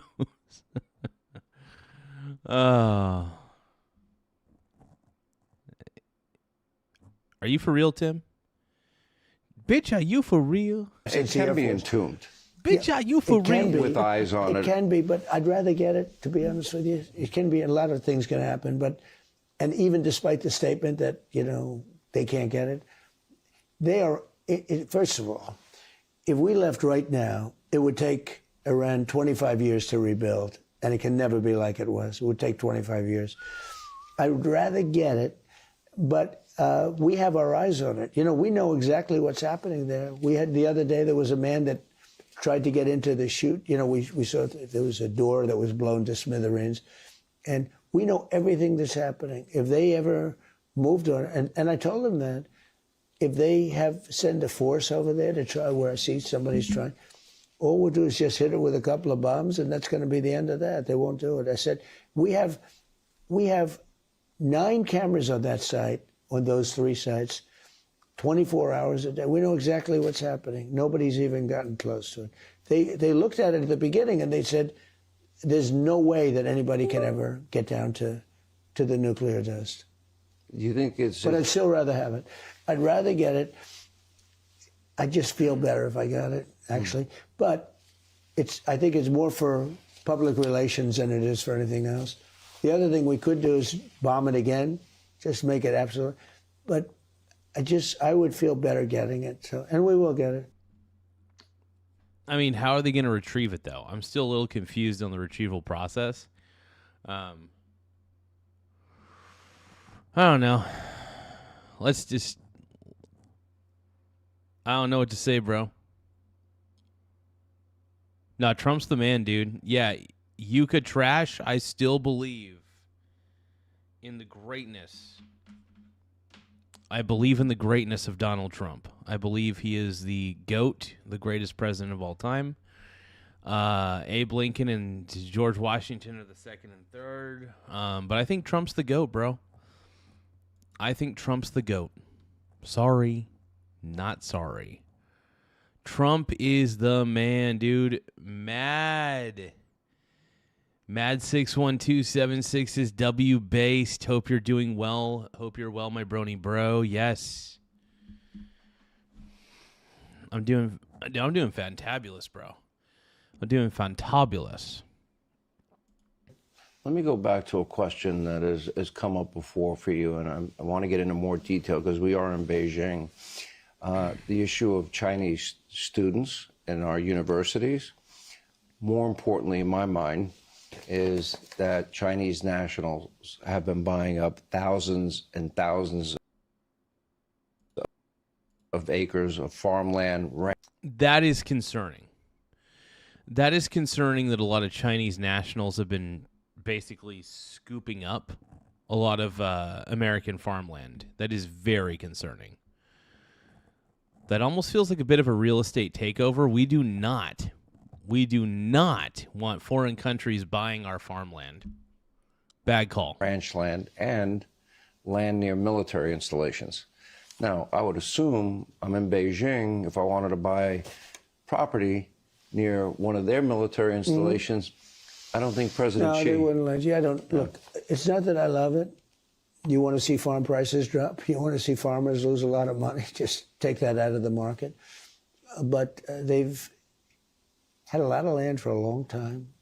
Obama did nothing about it. They bought a lot of it during the Obama administration. He did. Well, that's because Obama didn't care. I firmly believe, and this is my belief, in my opinion, allegedly, I don't think Obama really, I don't think he cares about America. I don't, dude. That's just my belief. I don't think Obama did.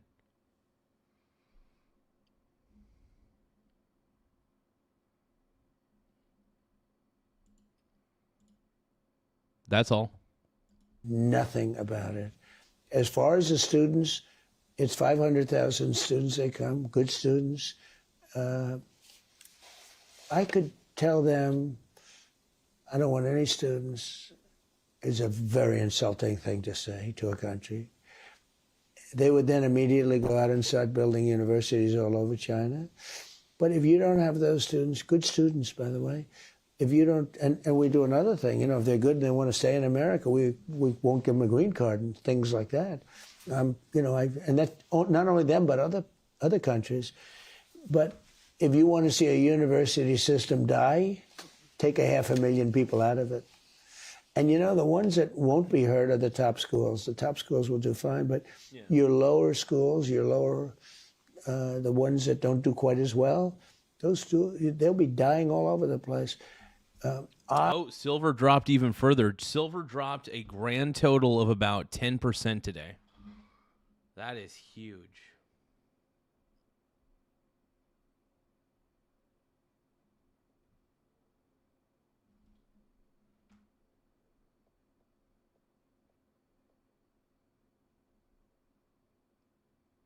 Yeah, anytime the price of silver drops, I start buying the dip.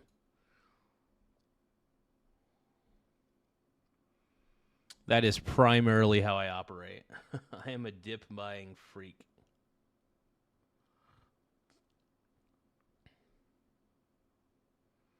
Here's your chance now. Our eyes are upon you. You better give it your all. If you want to rise up, you got to do what defines you. So as you get up, get in your go home. I frankly think that it's good that people come from other countries and they learn our culture, and many of them want to stay here. I think it's good. Not everybody agrees with me, and it doesn't sound like a very conservative position. And I'm as conservative. I'm a conservative guy. I'm really a common sense guy, I think, more than a conservative guy. I think MAGA is common sense, you know. People understand we want strong borders, we want strong military, we want... Yeah, it's another reason. I voted for Trump because of the strong borders. I want a strong border. Strong military. I think that we all, as Americans, want a president who firmly supports the military in any way he can. And also, he's putting America first. Whether you like to admit it or not, the war in Iran is kind of an America first agenda, if you think about it. Iran's been doing terrible things for years. And an Iran that is defanged is actually a safer Middle East to have a defanged Iran. If you think about it. It makes for a safer Middle East overall. We want good education, we want low interest rates, we want... But I think people would argue they worry about, do they have nefarious intentions? Sure, I know, and we worry about that, and honestly, you know, they do things to us and we do things to them. It's a very, very fine line. The whole thing was... Well, if you think about it, there's a lot of American companies. By the way, there's a lot of American investors who buy up a lot of Chinese companies that are very successful. They invest in a lot of those companies. I don't think it's a good investment, in my opinion. I think it's very risky because not going to lie, I don't really trust China. That's why I don't invest in China. I think China's a little too risky of an investment. To be honest, I have Chinese stocks. It doesn't mean that I go all in on them. It just means I have exposure to them just in case. Having said that, I still don't necessarily trust China, but I do like some of the businesses that are in China. Some of them. Some.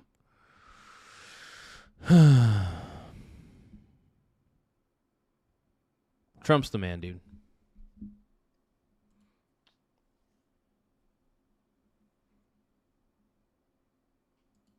Students. So they have 500,000 students, and our university system does great. You know, it does great. You want to screw it up, take 500,000 students out. And you're gonna see bankruptcies at the lower end of good colleges, but they're not known or whatever. You're gonna have a lot of problems. So it's something I'm always looking at. But it's a very insulting thing to tell a country, we don't want your people. And by the way, I'm not a financial advisor. This is not financial advice.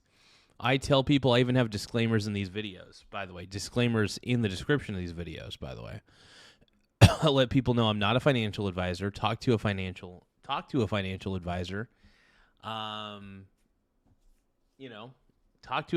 advisor and make sure that, you do you. This is all for entertainment and educational purposes only, not financial advice. How many times do I have to frickin' tell you guys? In our schools. I mean, it really is. Now, I'll have people say, oh, that's a terrible thing. It is a very insulting thing. And it's very interesting. It's something didn't come up today. Came up last time. came up last time. But I will tell you that school systems don't want that to happen because you won't have much of a school system. All right, Mr. President, when they look through the history books, this summit, what will people be saying 10 years from now? Well, I think it's a very historic summit. It's the two great countries. I call it the G2. This is the G2. They have G7, they had the G8. This is the G2. And I think it'll go down as a very important moment in history. And maybe more than anything else, a great moment of respect. Mr. President, Thank we you. appreciate your time. Thank you very much. Thank you. All right, thanks. Those are some silver foxes right there, bro.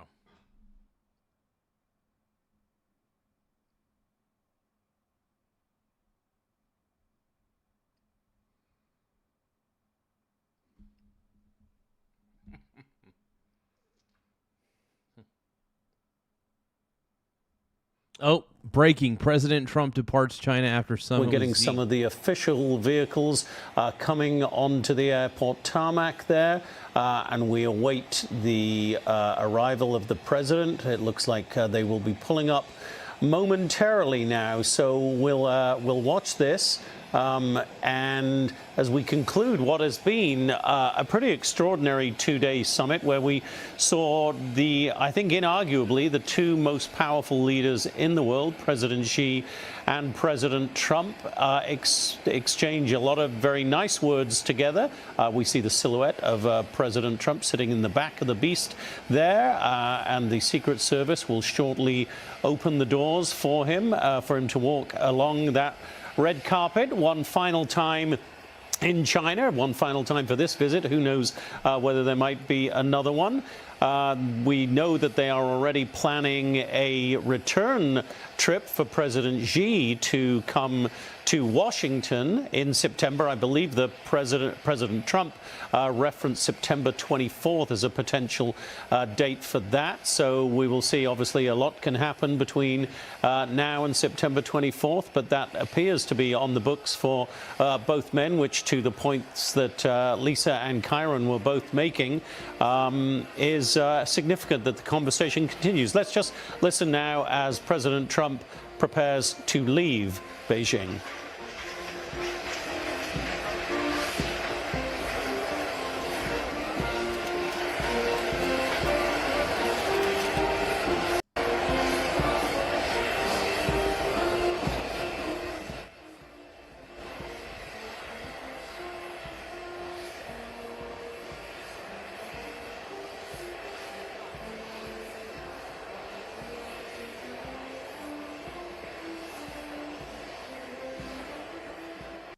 Nah, Trump looked like he was having a good time in China, bro.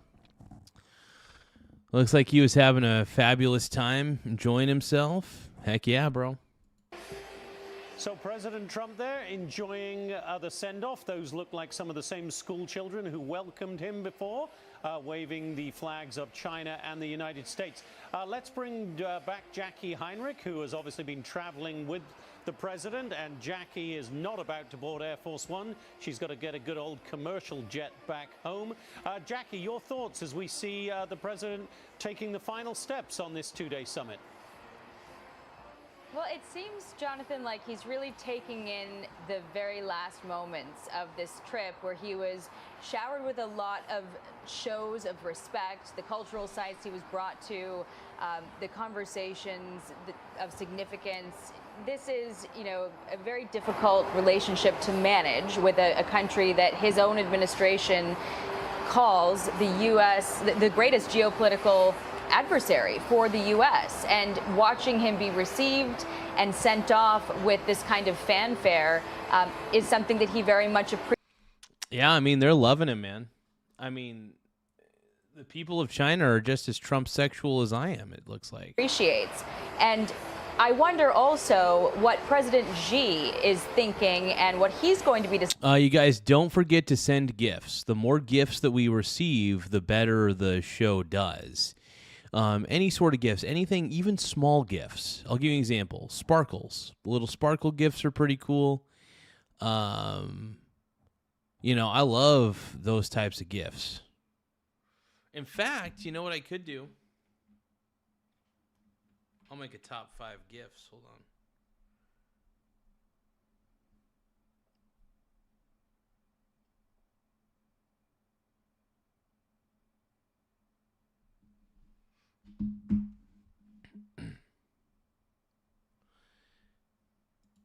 Give me 1 second, folks. Hold on. To be by your side.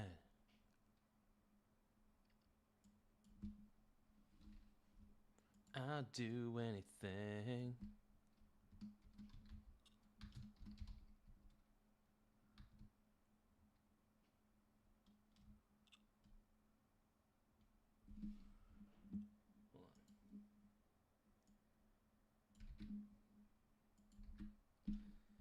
Happy poop, yum yum. Happy poop, yum yum. Happy poop, happy poop, happy poop, yum yum. Happy poop, yum yum. Happy poop, yum yum. Happy poop, happy poop, yum yum. It's so sad that happy poop is no longer a gift.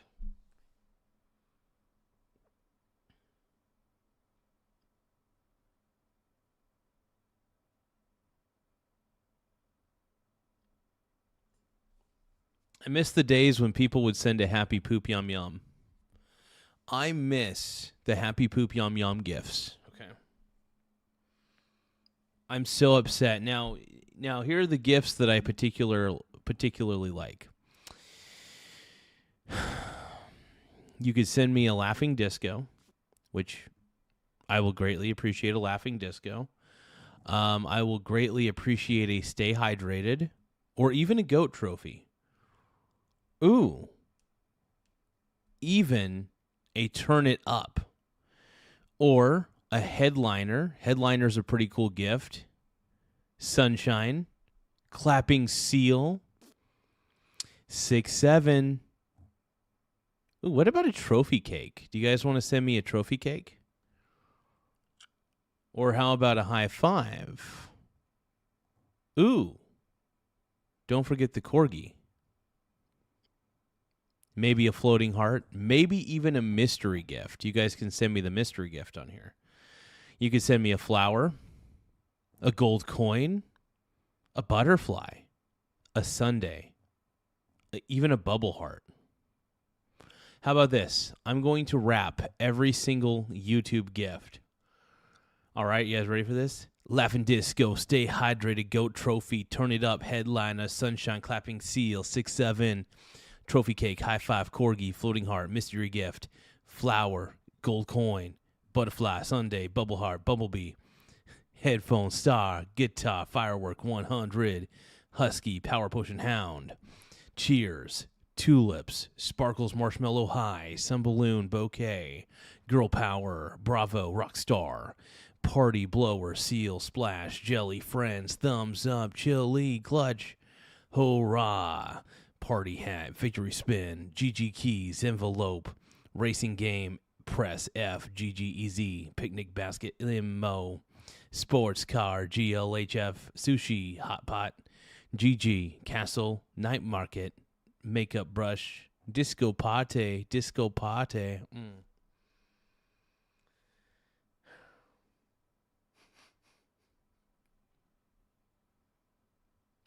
Yeah, those are my those are the gifts that you could potentially send. Feel free to send any gift that you want, whether it's a simple sparkle or a laughing disco. I'm very open to all gifts. On this channel, we miss the happy poop yum yums, but we will not forget them. We miss you, happy poop yum yums. Discussing with his team as he watches Air Force One take off along with the rest of us, because on balance, it looks like Trump got what he wanted from China on this trip. It was a relationship maintenance trip in a lot of ways. Walked away with some trade deals, some more progress, drawing down this massive deficit that he started addressing in his first term. Stability for businesses. You know, the tariff truce appears to be extended. He held firm on Taiwan, and he wasn't asking for any help from China with Iran in the first place. Yeah, and dude. I wonder what Xi is thinking China got for its part. Yeah, and as he walks back in with a final wave there, walks into Air Force One, a final wave to those seeing him off there at the airport. I was talking with Lisa and Kyron here, Jackie, that I wonder if he's going to get in there, sit down and say, okay, Marco, okay, Pete, that was a great trip.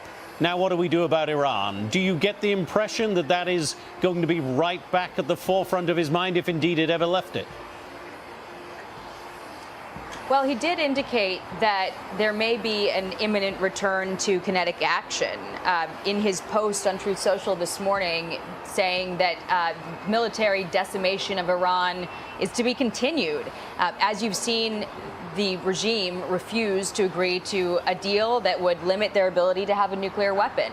And that is still a priority for him.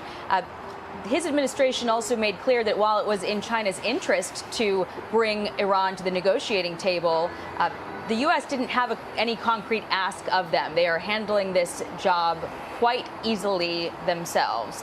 And I think that they'll be discussing maybe the Iran issue, but also what they've gleaned from the Taiwan issue as well, because you saw sort of disparity in the pomp and circumstance of the show, the pageantry here, but then also contrast that with the language in the statement that came from Xi Jinping with respect to the Taiwan issue. There's a contrast there in tone, for sure.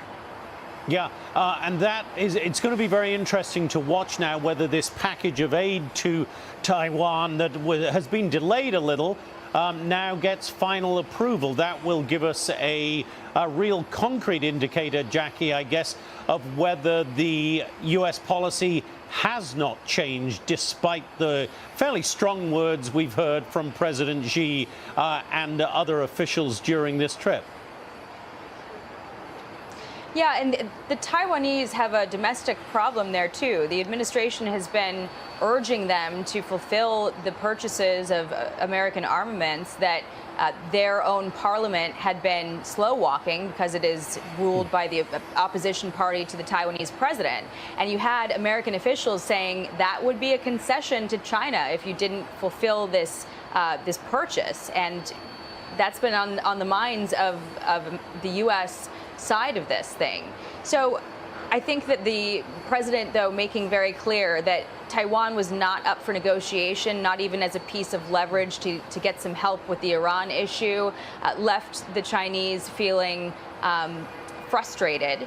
And you saw a warning of potential direct conflict, clashes if the Taiwan issue was not managed properly. That is what the readout said.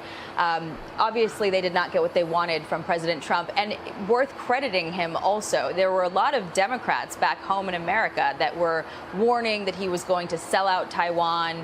That did not happen. Yeah, I didn't think it was going to happen. And here's the thing, man. Taiwan deserves to have its own sovereignty. If Taiwan doesn't want to be taken over by China, yeah. Same with Ukraine. You know, I may not be a big fan of Ukraine or Russia, but I still think Ukraine deserves its own sovereignty too. And I think Russia's been a bit of a bully. They've been terrible. But what the U.S. is doing to Iran is totally different. You want to know why?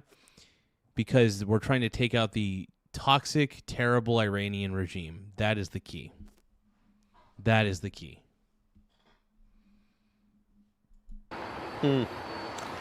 Jackie, back to the question of Iran now, which obviously is a huge issue that President Trump still has to deal with.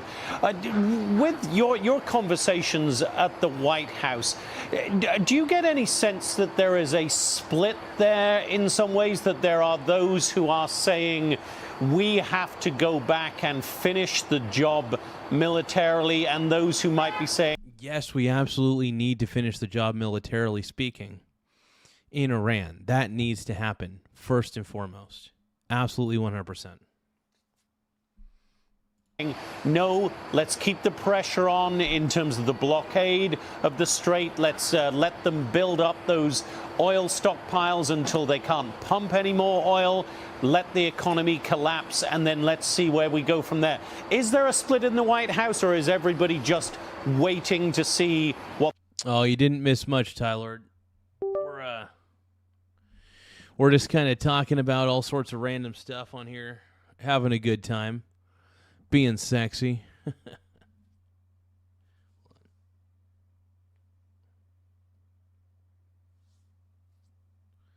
Doing some good stuff. what the president himself wants to do? No, I've seen everybody reading from the same sheet of music with respect to Iran. They are pretty unequivocal that there has been, they've achieved the military objectives that they laid out at the start of this war, and they're satisfied with that. There are some other issues that the president says, for instance, the nuclear dust. He told Sean Hannity, I'd feel better about it if we could get it out of there. But they really believe that time is on America's side and not on Iran's side. You heard Scott Bessent, the Treasury Secretary, in an interview yesterday mentioning that the U.S. believes from satellite images that Kharg Island storage is full. They're not seeing any ships move there. It's a matter of time until they'll have to shut down production. And that will cause... My boy, you know what I could do? I could do a long-form video for members only and give a tour of my bathroom. I could do that. That would be kind of fun, actually, to do a long-form video, so that way you guys could see how I live my messy life and understand my bathroom habits. That would be kind of cool. Like, tour of the bathroom, members only. You know, it'd be G-rated, obviously. You guys would just get to see what my bathroom looks like, essentially. Yeah. I may do that one of these times. I may just make a basic long-form video using my smartphone and just call it good. Cause permanent damage to Iran's military machine, because you have the illicit oil sales that fund the terror regime out of that state. They believe that time is only on their side. You also have fractured leadership in what is left of the regime, and a supreme leader who hasn't been seen in 2 months and may be badly injured or worse. So I think that there is unanimity on the part of the administration. Well, here's the thing, E.T. You're already a member, so you would be able to... You being a member means that you would have access to that exclusive content when I release it. And it would be for members only, nobody else. And members would get it for free. If you're a member for at least 99 cents a month, you would get that content for free. So make sure you guys become a member, because you will get additional things. You will get to see a cool additional stuff. I'll even get a little more, maybe not intimate, obviously, but, you know, you guys will get to understand what I'm all about, you know what I mean? Understand how the Michael Garza Show operates and does its thing and all that stuff. In terms of what the landscape is there, they want to see Iran agree to never have a nuclear weapon, of course, and feel that, you know, that's been achieved as well for the safety of the world. But I think the only frustration that you see from the president is when his critics say, well, don't you care about the economy? And they very, very clearly see that as Iran using what little leverage it has to manipulate domestic politics in the United States against the president and his policy toward Iran and what he's trying to achieve with respect to keeping nuclear weapons out of their hands. It's crazy how quickly they were able to clear that runway. Do you notice how quick it was for them to clear all that out? I mean, they had a lot of people helping out, obviously. But it looks like Air Force One's about ready to take off, man. You know, honestly, that is such a huge plane. Air Force One is crazy huge. Crazy big. Yeah, and that certainly seems to be part of the Iranian game plan here, to try to wait out the U.S., to try to keep that economic pressure on the U.S. by causing chaos in the Strait of Hormuz, in the hope that, and you imagine that they are thinking, okay, the closer and closer we get to those midterm elections in November, the more likely that we are to get a favorable deal from President Trump, because he will be under a great deal of political pressure. But I don't know that this is a president who will cave to that kind of pressure, Jackie. What's your take on how important the looming elections are going to be in terms of what happens next in the next few weeks, in the next few months? I'm sure that's part of Iran's calculus. I think that they would be making a mistake to believe that domestic political pressures would drive this president to make a bad deal. I mean, this.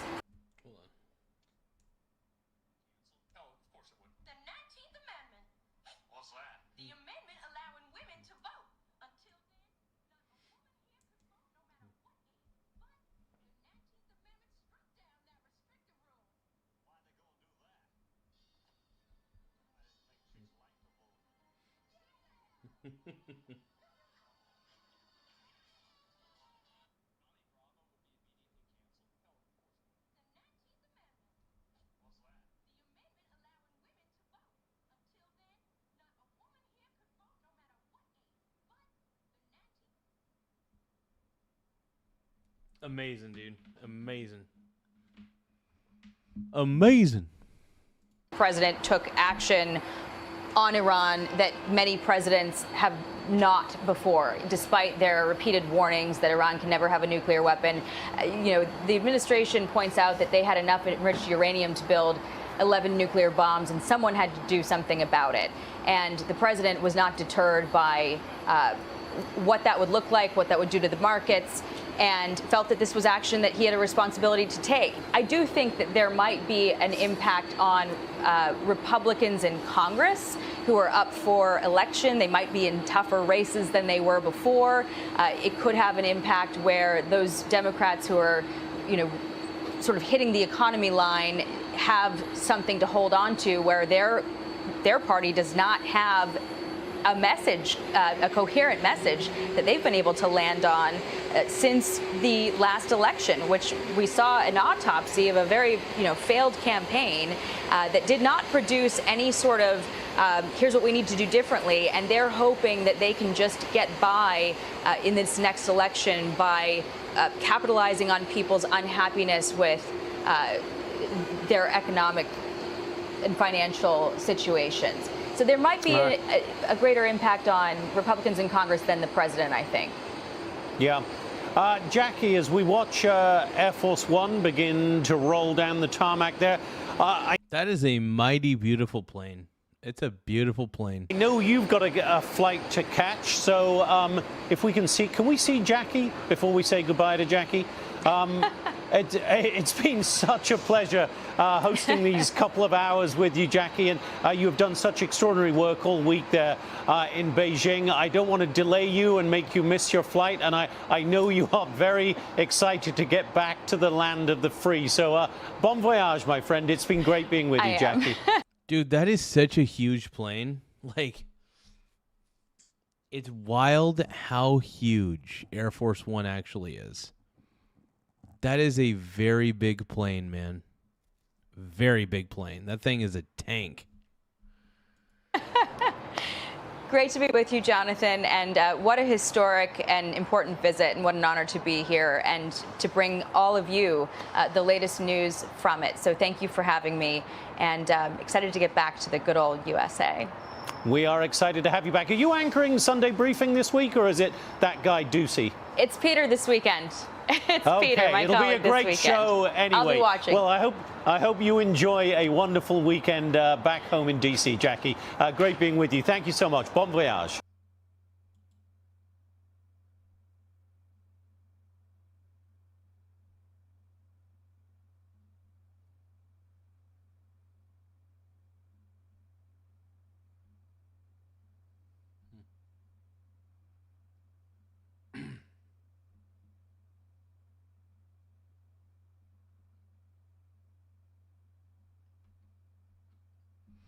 That was pretty cool, man. Oh, dude, John Fetterman. Fetterman and Marr go off on communist cosplayers. Oh my God, a wet dream. This is a wet dream. I know you are. Dude, John Fetterman's tall, dude. I didn't realize how tall Fetterman was until I just saw him sit next to Bill Maher. Fetterman is tall, bro. Holy crap.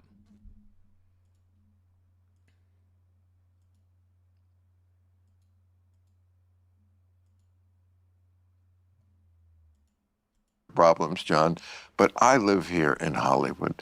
I have to live amongst people, most of who think it's cool to wear the keffiyeh to the Oscars and to say, you know, free Palestine, as if Palestine would be liberated by living under Hamas. By the way, good Lord, yeah, this is the left is so crazy. This is why I don't take the left seriously. It's because they wear hijabs. They don't realize these feminists who are for like a lot of these Middle Eastern countries. They don't realize how oppressive these Middle Eastern countries are to women and gay people. It blows my mind that they think America's so bad, but they don't. Do they bury their head in the sand? And do they not? Are they not educated enough to know that Middle Eastern countries, not all of them, I'm pretty sure there's got to be some that don't treat women terribly, but are they aware?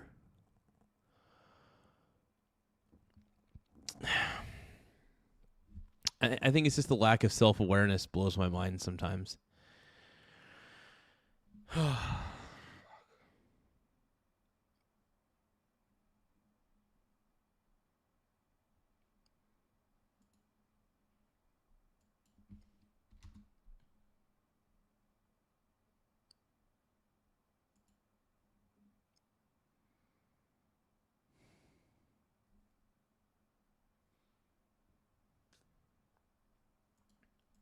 Israel geniuses educated on TikTok was liberated in 2005 by Israel. Israel gave it back and said, here, you have your land again. You do something with it. And this is what they did with it. Yeah, I mean, they made it into a fortress, didn't spend it on the people or turning it into any sort of, it could have been Dubai. I agree. And I sat with Bill Clinton. We were campaigning in Harris. And I was like, hey, thanks for your work. And Clinton, he reminds, it's like, yeah, we offered them 96% of the West Bank, and East Jerusalem was the capital. You know, here you go. For 25 years, they could have rebuilding that into Dubai or whatever that they want. They did not want a two-state solution. Their one-state solution, you know, as you always point out, like from the river to the sea, what's in there? Exactly. I mean, just look at a map. We know where the river is. Look at the map. Look at them. Yeah, as if these kids know what a map is or would know how to look at it. Yeah, they don't. Again, it's especially frustrating out here because people out here, they're actors, so they just want a cause. Yeah. They want to do something about free Palestine. Identify. But that's as far as they've looked into it. Yeah, and that's the problem. And a lot of these boneheaded actors will hop on any sort of feel-good, what do you call it, trend to be a part of. I'll admit it. I hop on trends, but I do research the trends. And when I say hop on, I mean like I report on the trends and try to understand them. Usually I mock things that are trending is typically how it works. I typically make a mockery of all things that are trending because I have a good time doing it, man. I have a good time doing it. I think that most of the things that everybody does is pretty dumb.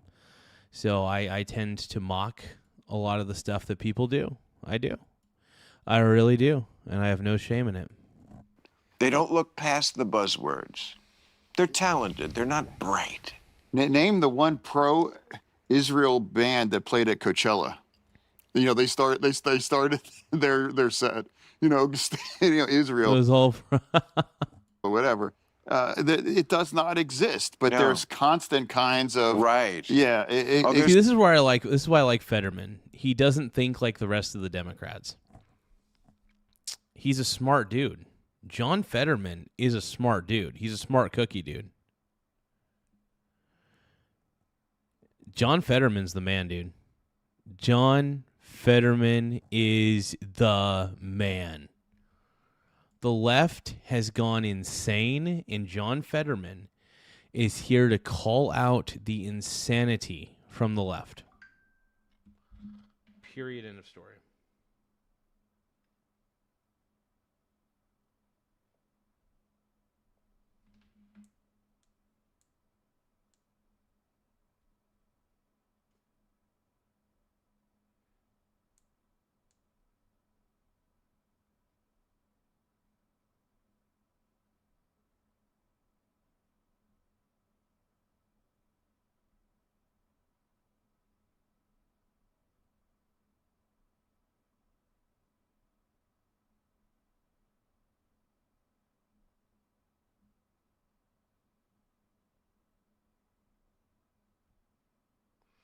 Oh, dude, my boy Ty Lord got a glow in the dark. So I'm going to show you guys Ty Lord's glow in the dark. I'm just going to show you guys from my phone specifically. I'm going to full screen this real quick. Here we go. Ready? Boom. Hold on. Let me go from the beginning. Boom. Here we go. Regular. Boom. Glows in the dark, bro.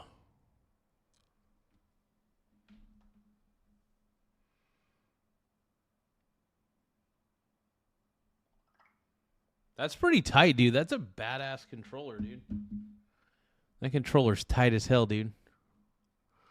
Hey, everybody, give a round of applause to Tyler, dude. He's got a sick ass. That is a sick ass controller, though, dude. I need to get like glow in the dark paint and paint my PS4. I want to paint my PS4 controller with glow in the dark paint. That'd be freaking incredible. There's an Irish. Yeah, those assholes, kneecap or whatever. You Right. know? Yeah. And they even went to Cuba, as if Cuba hasn't. Yeah, oh yeah, yeah. As if Cuba hasn't suffered enough. Yeah, and an Irish rap group. Yeah, in 1300 sunglasses, walking around like the right. communist paradise. Yeah, That's right. yeah. Was that Code Pink who did that? Yeah, okay. Code Pink and all these. Okay, but here's the backstory. We did the move in Venezuela, which has, that is a one sick you have to controller, say bro. worked pretty good. Yeah, well, remember, people lost their shit over Venezuela. Yeah. No one talks about Venezuela anymore, and that's my point. No. People also. I'm sorry. Let me say this: that, we're not talking about Gaza anymore, and people forgot. We ended the Gaza war, brought everyone back home as well too, and this idea that what is the freak out of the day? We're not talking about these things. We've all moved on, and I guarantee by the time this drops, there will be one or two more that part of this conversation. Well, yeah, but Venezuela was when it does come up in conversation, it usually comes up now when people say, and this could be true, they say, well, Trump saw how well Venezuela worked. He thought he could do it in Iran. Yeah, maybe that affected his thinking somewhat. Iran is not Venezuela, okay? I mean, Barzini is not Tartaglia. Sorry. It's going to be a lot harder. But Venezuela kind of worked. I mean, nobody died on our side.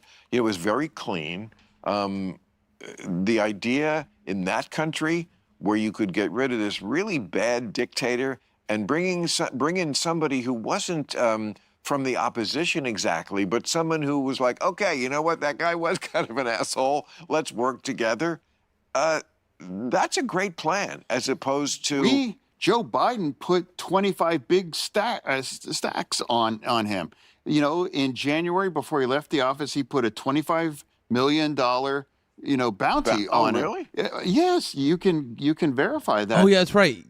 Joe Biden had put a $25 million bounty on Maduro or something along those lines, allegedly. That's a real story. And Trump said, okay, well, if there's a bounty on this dude's head, and it's from America, America's putting the bounty on it, why don't we just get him? Sounds good to me. And it's like, essentially, that's like, some hitman, there's 25 million for you. Yeah. So we did it in a way, and now we have him. He's going to be on trial in public, held accountable for the atrocities that he committed against his nation. Right. And that's why I said, why is that a bad thing? It's not a bad thing. And the bank shot off of Venezuela was Cuba. Yeah. Because Cuba is propped up a lot by Venezuela. They're very close. In fact, it's all interconnected. All of Maduro's security guard were Cubans. Obviously, they didn't do so good. But Cuba needs the Venezuelan oil. So yes, Cuba is starving now for oil, and we're doing that to them. But we're doing it because we want to have a regime change there. And so Code Pink and Jeremy Corbyn, the usual suspects. I think little Greta was on that trip, or if she wasn't, she certainly was supportive of it. She was probably involved with some other cause du jour, but they went to Cuba in support of the regime. This is what is just so insane about the far left, and why are we so stupid, John, that we are criticized? That's is why, because they're stupid, because they go to Cuba in support of the regime, which has done nothing but make. I know people who've been to Cuba. If you think you know poverty in America, you have no idea what poverty is. Exactly. And that's been going on for 67 years. It didn't just start. Blowing my mind, man. Dude, Bill Maher is educating us like crazy right now. Bill Maher is absolutely educating us like a madman. I love it. I love it. When we took away their oil. Exactly. And those people that visit there, do they know that they're useful idiots? You know, or they are that clueless that they're absolutely. I think they're clueless. I think that most of these liberals lack self-awareness. These liberals who are saying free Palestine, I don't think they realize what they're saying. I really don't. Maybe they do realize what they're saying, but I don't think they realize who they're trying to support. That's a problem. They don't realize who they're trying to support, and that's a big deal. Just saying. You are backing a regime that's trapped this entire nation in extreme poverty and misery, and we are there like they're so great down here. Because Cuba could, again, be another like Gaza. It could be, instead of, Gaza could be Dubai and Cuba could be St. Bart's. It could. Or anything. Anything. It's Cuba. Yeah. It's in the Caribbean. And it's just been this nightmare for the better part of a century now. And yeah, we're trying to do something about that. And here's the kicker of this story. They're in Cuba, like you say, these assholes in their $1,300 designer glasses going down to support the people. They're staying like... Yeah, and these... it's, you know, collectivists and socialists, and I consider most these days to be champagne socialists and champagne communists, they are filled with irony to a brim that you can never understand. Ever. So, yeah. I see the stupid things in reality, and I just have to point them out. I just have to. Most socialists, if you live in America and you're a socialist, you're basically by default a champagne socialist. You're a champagne socialist. If you're a socialist in America or a communist in America, you are a champagne socialist and a champagne communist by default. But yeah, communism sucks. Socialism sucks. They're both terrible concepts. If you read a bloody history book, you'll understand that socialism and communism don't work. Come on, man. But everybody says, but it wasn't implemented right. Socialism and communism weren't like totally implemented right, bro. Oh my god. Oh my god.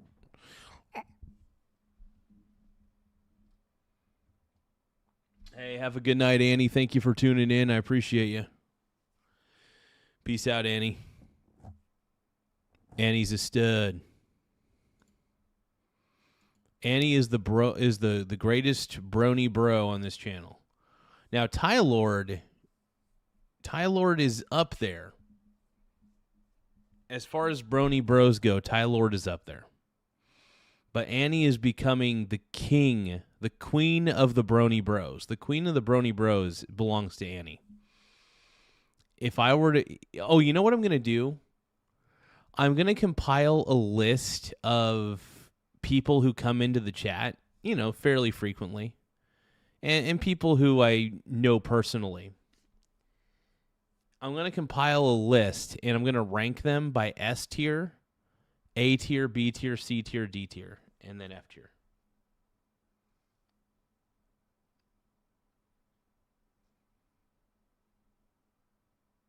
But yeah, I'm about ready to call it quits here in a little bit and go to bed. But we'll watch the rest of this John Fetterman. There's not much left of it. In the one hotel that's a luxury hotel that while the people have no electricity, everything they're doing is air conditioned, the bus. They cosplay sort of going into a field with the farmers, I think, for a minute. And you know what they visited while they were in Cuba, like sightseeing on their whirlwind tour? They went to the North Korean embassy, and one of them tweeted out, our solidarity with North Korea for being two regimes that are against U.S. violence. The level of stupidity of these kids, that they know one thing: this country, America, is the worst one that's ever been. We have done nothing but evil. That's really how they've been indoctrinated. It's, aside the fact... It's crazy. These kids don't realize how lucky they have it in America and how grateful they should be to live in a country that cares about individual freedom. Have a good night, Mr. Tylord. Love you, bro. Bill does look pretty tiny next to John Fetterman, though, straight up.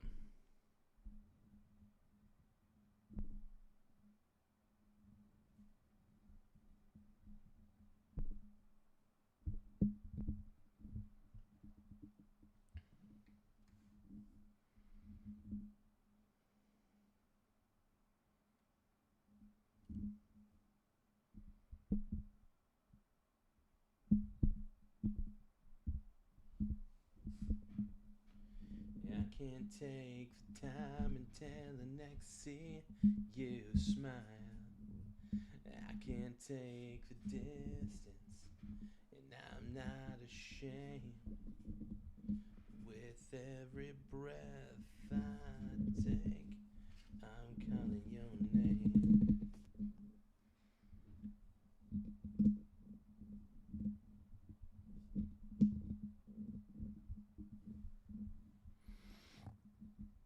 To be by your side, I'd do anything. That it's terrible for our national security.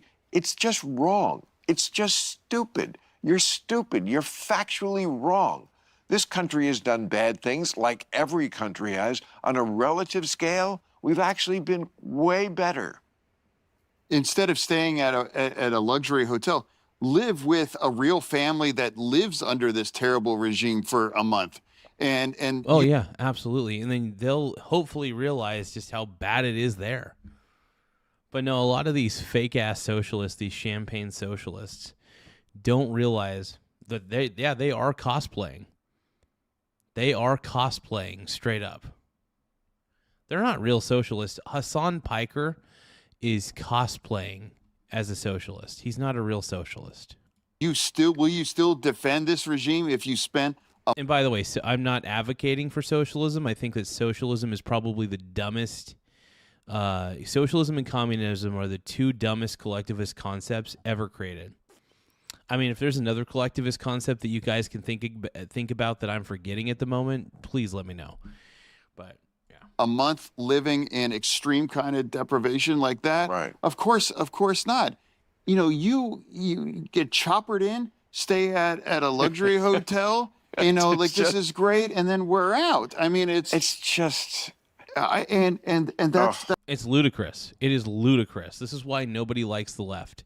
This is why the left is getting so much flack, because the left has basically become an Onion headline.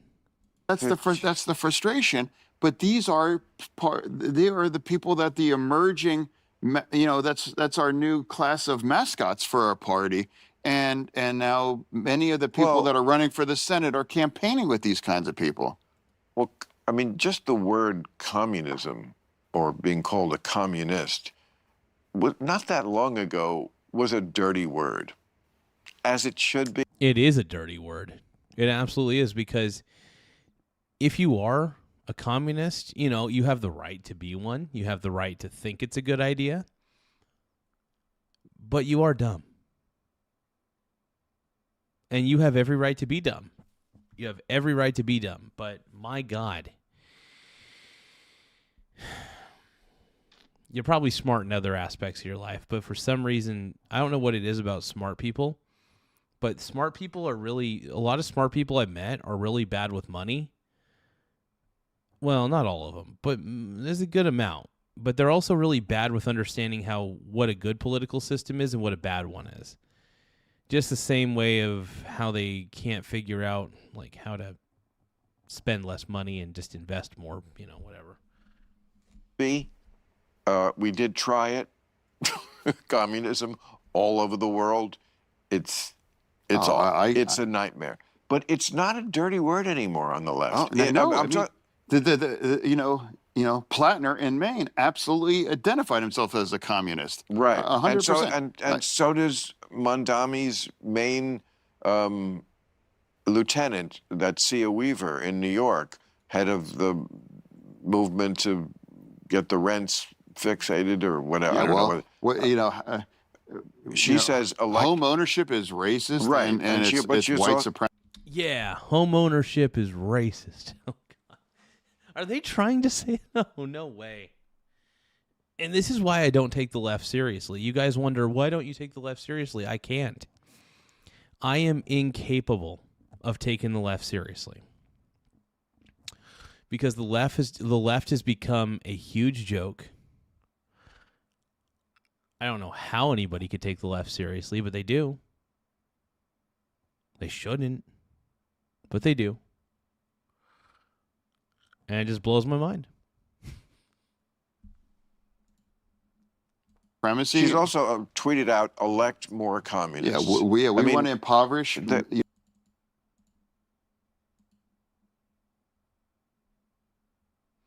was pretty good, man. That was a good clip.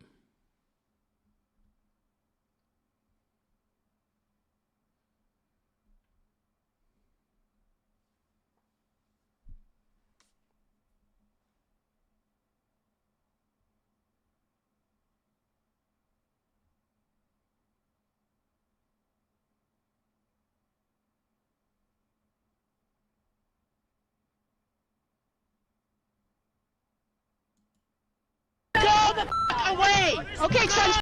Oh my God, it's funny because I did wear a MAGA hat at one of the No Kings rallies. Hold on, I do want to react to this really quick because I haven't watched this. This was like 6 months ago, it looks like.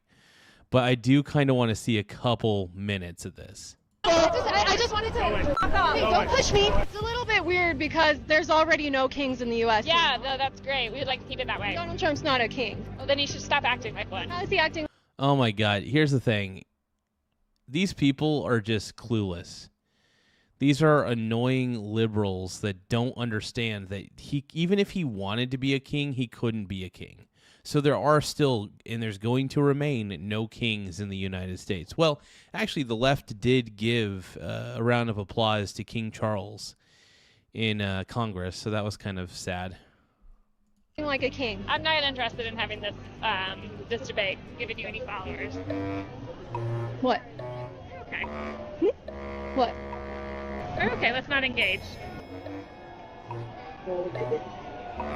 You want to kiss me? What? Today, liberals have gathered in cities across the nation to celebrate the Trump administration and the many accomplishments. So we're going to walk around in some MAGA hats. Angela Rose, man, I love that, dude. That was awesome. She was like, you want to kiss me? That's funny shit, dude. See how people treat me today. Make sure you're subscribed. They need to grow up. That's us all, you dumbass. Donald Trump has got to go. Hey, hey. Hey, hey, ho, ho. Hey, for yourself. Hey, look at this guy. See, that's so crazy.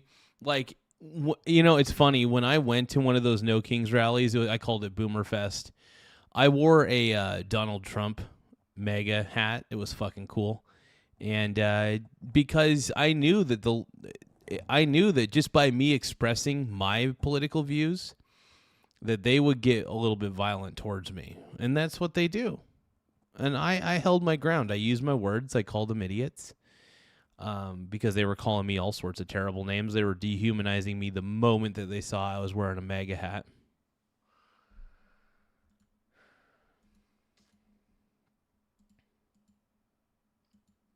Hey, why would you do that? Donald Trump has got to go. You're a retard. What up, fascists?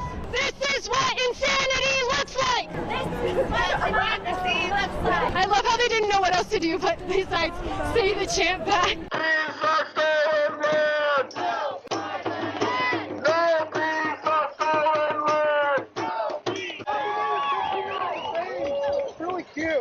It's so cute. So he hopes that I get my 15 minutes of fame. It looks like a lot of people are very inspired by the... You know, I'm really happy that Angela Rose has gotten so many subscribers because she's calling out the left like crazy. Some people call her a grifter, but you know what? Who cares? As long as the left are getting shown for... As long as she's showing what the left really is, I'm all for it. A froggy costume. Lots of dinosaur outfits. People in Denver think we're in Portland, Oregon. I just hope they don't come out naked. I mean, at least people are getting fresh air. That's good. It kind of looks like everybody here is standing in a line that they don't know where it goes to. Trump 2028! Trump 2028! Oh, yourself, yeah! The greatest president we have ever had! I love... Dude, yes. The GOAT, dude. Trump is the GOAT. Agreed. Trump! I agree with that, dude. I think Trump's actually, okay, maybe not the greatest of all time, but you could argue that he's in the top 3 or top 5. You could argue that to some degree.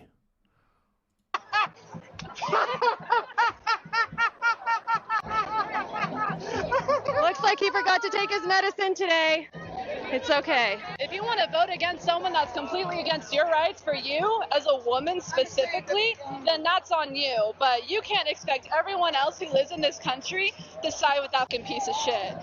Nazis, it's okay to punch them. So what rights have been taken away from you because you're out here in the streets protesting what you might believe is a dictator, but here you are using your free speech and, Oh, well, if you like to say first, do you... Yeah, if he was, by the way, if Donald Trump was the dictator that you claim he is, wouldn't he put a stop to all these protests?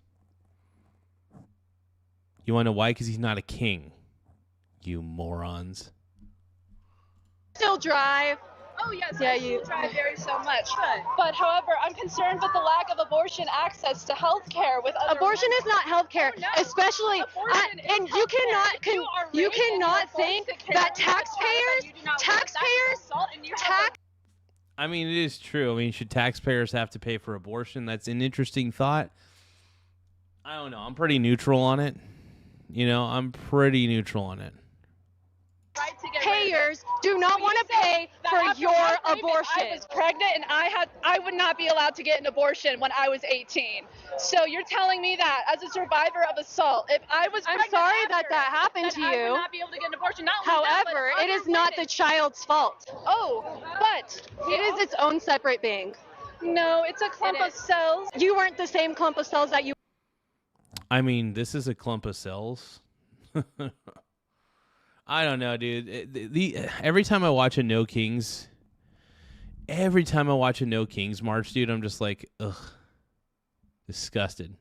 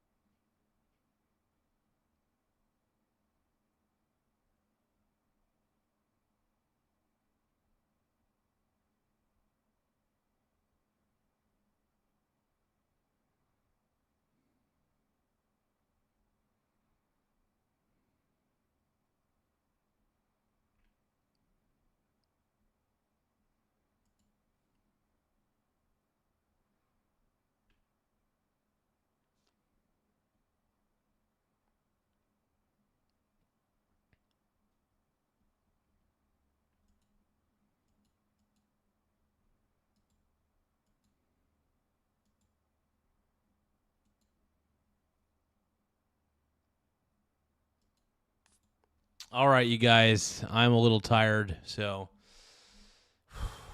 we're going to end the stream for the night. I want to thank each and every one of you guys for being a part of it.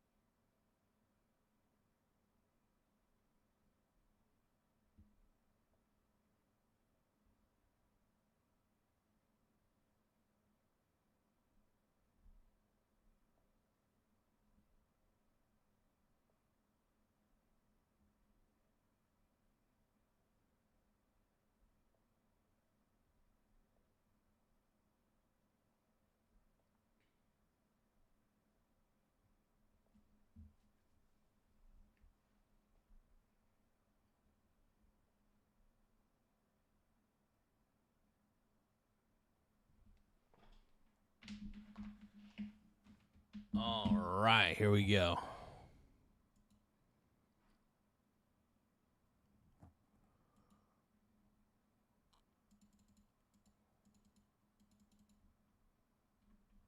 Hey, thank you, E.T. Good show. And Crucible. Good evening, Mr. Crucible. Dude, I'm not going to lie.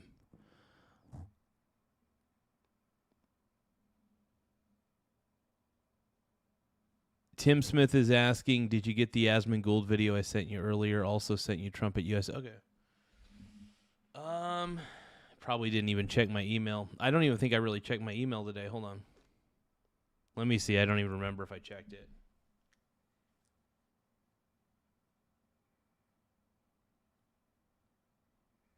Oh, shit. Okay.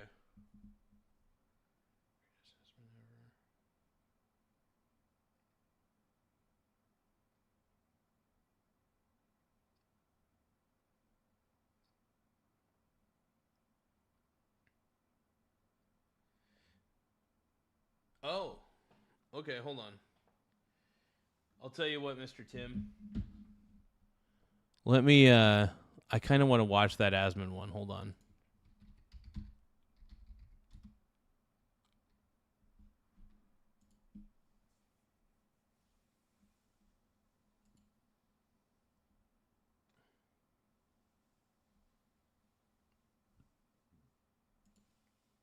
A 3-hour walking simulator that's barely interactive, with mini-games designed to be impossible to fail. Rated M for mature, they basically are. with ESRB descriptors including boners sticking out and sexually deviant, and boners sticking out, what? Kinda deep-throating it and gagging, for characters who are high school teenagers. A creative director whose proudest technical achievement is a saliva particle system for a tongue-kissing scene between minors. Getting the... Wait, what is this here? We spent ages... Dude, is this Epstein Video Games? Is this the Epstein Video Game Company? Thank you, Tim Smith, by the way. Everybody give a shout-out to Tim Smith for sending me this link. I do want to give a shout-out to Tim. Everybody give your love to Tim, by the way. Because I have a feeling I'm not going to watch the whole thing. I'll probably watch like 5 minutes of it because I really am tired. But I did fail to check my email earlier. And yeah, I want to. Is getting like the ropes of saliva to work in a particle system and... Oh my fucking God. What the fuck is wrong with them? A story that frames a father wanting his daughter to succeed as the villain. Yeah. A straight-A athlete abandoning achievement for parties as liberation. Yeah. Weakness and aimlessness, romanticized as authentic selfhood. True. A same-sex relationship between teenagers as the emotional core. This is the game that just received the only perfect 10 IGN has given all year, while sitting as the highest rated game it's a on woke OpenCritic. game, isn't it? We've already covered just how absurd the institutional press bias around this game's coverage has been in the last video, so we won't go into that again here. But since then, new information has surfaced that makes this whole thing much worse than we thought. All right, let's see It's it. been blowing up across social media, and I think every gamer needs to see it. Because the company behind this game is Annapurna Interactive, I don't founded even know by what that is. Megan Ellison, the openly queer daughter of Larry Ellison, Oh, of co-founder course. of Oracle Corporation. Mhm. A man who, in September 2025, He's worth briefly became $240 the billion. richest person on Earth, with a net Wow. worth peaking near $400 billion. That's a lot of money. Who, even after market fluctuations, remains worth well over $200 billion. A lot of One money. of the wealthiest human beings who has ever existed. With his children reportedly receiving $200 million trusts on their 25th birthdays. That's nice. Which is relevant. That's pretty wild. Because Ellison founded a $200 million trust. Holy crap. You know, honestly, I wouldn't even try to start a big name company if I had that kind of money. I would just keep it all as diversified as possible in those trusts. Annapurna in 2011, the same year she turned 25, after dropping out of USC Film School in Yes. under a year with no formal business education. I can see that. From which point what followed is one of the most ridiculous runs of sustained failure in modern entertainment history. Yeah, I didn't know about Her any first of this. distribution effort was Catherine Bigelow's Detroit, a film about white police officers killing black men during the 1967 riots. So it's wait a minute. So this is exactly what I said it was. It was a failed art project. You couldn't make it making actual film or media, and so you had to try to make a video game instead. I fucking knew it. Which flopped immediately at $24 million on a 40 Well, Asmund Gould just understands shit, I guess. I don't know. I love Asmund. million budget. It's bad. From there, it only got worse. Vice budgeted at $80 million when insiders said it couldn't cost more than $35, while It says woke factor high. Satirical takedown. Yeah, it sounds woke as shit, dude. losing at least 15 to 20. Jesus. If Beale Woke Street factor? Could Talk, losing 8 to 10. Uh-huh. Destroyer, losing 7. The Sisters Brothers, costing $40 million, while returning barely $1 million at the domestic box office. Oh my God. Revisionist Western critique, critiquing toxic masculinity, frontier capitalism, greed, and patriarchal violence while exploring emotional vulnerability. They spent $38 to $40 million on it, Wow. and they made $3 million. Wow. Where'd You Go, Bernadette? is- Opening Wow. in 2000. That is so shitty. This might be one of the worst game development companies I've ever seen.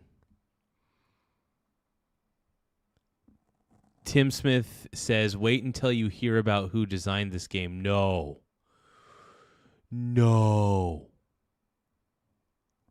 Epstein? Oh, no. Palm Beach Pete? Did Palm Beach Pete design this game? Oh, my God.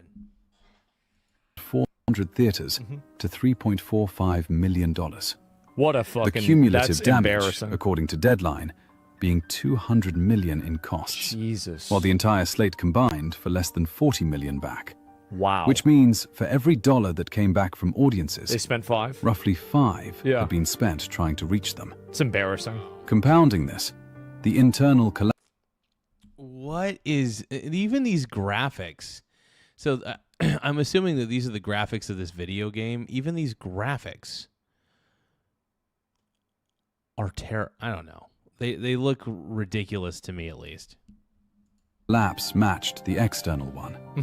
Her CFO, alongside her president, leaving at the same time. Her head of production let go. Soderbergh losing Of course. $23 million in funding 12 weeks before cameras were set to roll. Alexander Payne left hanging after she offered to partner on downsizing, then went silent, while ducking Brad Gray's At a certain point, you have to acknowledge that maybe you're not meant to do this. At least, at least try to spend less money. I don't know how. Maybe try to hire less staff. Just try to hire talented staff. I don't know. At a certain point, I don't know, hire AI. Something. Like, after how many failed films and failed art projects are you going to have until you realize that maybe I'm not very good at this? Calls at Paramount really. for weeks. Her own advisor, Skip Brittenham, one of the most respected in Hollywood, walking away, reportedly because she wouldn't listen. Insiders describing her to the Hollywood Reporter as mercurial. Exactly. And by the way, this is exactly the kind of game that somebody like that would make, where they were right about everything. All the older generation was wrong. They were just cool and misunderstood while everybody else was stupid. Oh, yeah. This is so fucking perfect. Until, when things got bad enough, what about dreams? she retreated It's time to wake Lanai, up. her father's private island in Hawaii, to regroup. Which is the professional track record of the person behind the top-rated game on OpenCritic. Yes. Those films all have something in common, though, because the losses weren't random incompetence. They were ideologically consistent. That's right. Detroit, about systemic racism in policing. Vice, a political takedown of Republican power. Sorry to Bother You, an anti-capitalist satire by activist director Boots Riley.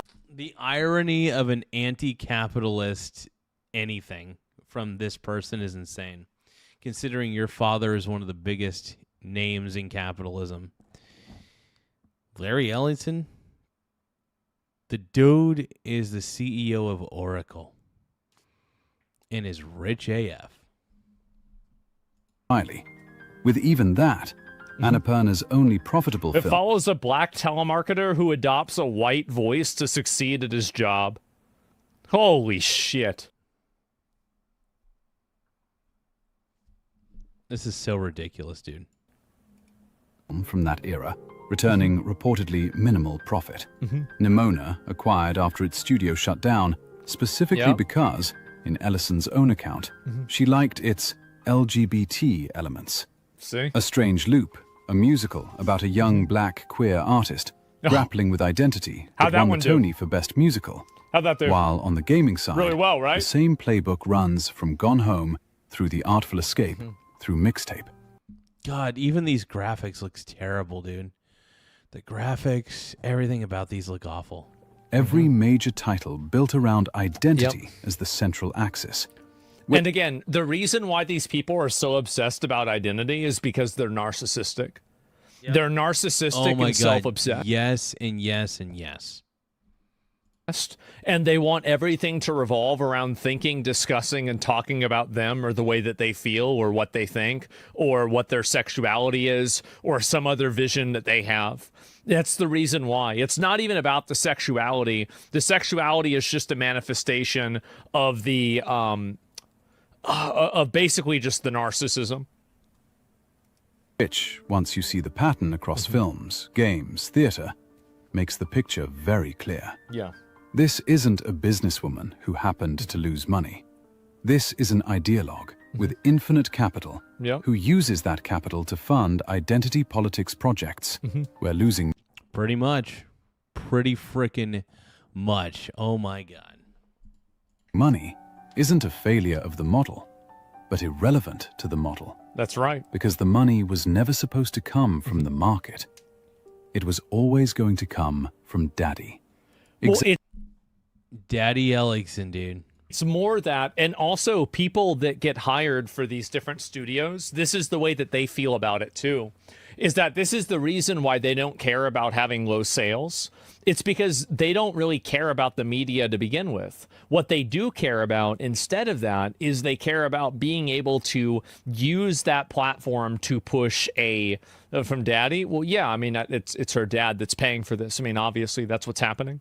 So yeah, and so that's really the issue, is that these people have no problem poisoning and killing a piece of media in order for it to reinforce the way that their ideology is. That's it. exactly as Variety confirmed when an insider was asked why these losses had been tolerated, with the answer, on the record, being, "Have you ever seen a parent with their kids?" Yeah. Which brings us to the financials. Because by 2019, the whole thing had spiraled to the point where Annapurna defaulted on over $200 million in debt, burned through most of a $350 million credit facility with Chapter 11 on the table. Oh my God. The banks involved, JP Morgan alongside Wells Fargo, furious because according to Deadline sources, bankers felt betrayed on account of Larry Ellison's family office having been portrayed as backing the loans in the marketing documents, implying the family stood behind the venture. Of course. Except when the actual contracts were signed, there was no formal commitment from Larry Ellison, meaning the banks had lent hundreds of millions, partly on the implied guarantee of a centi-billionaire who technically hadn't guaranteed anything.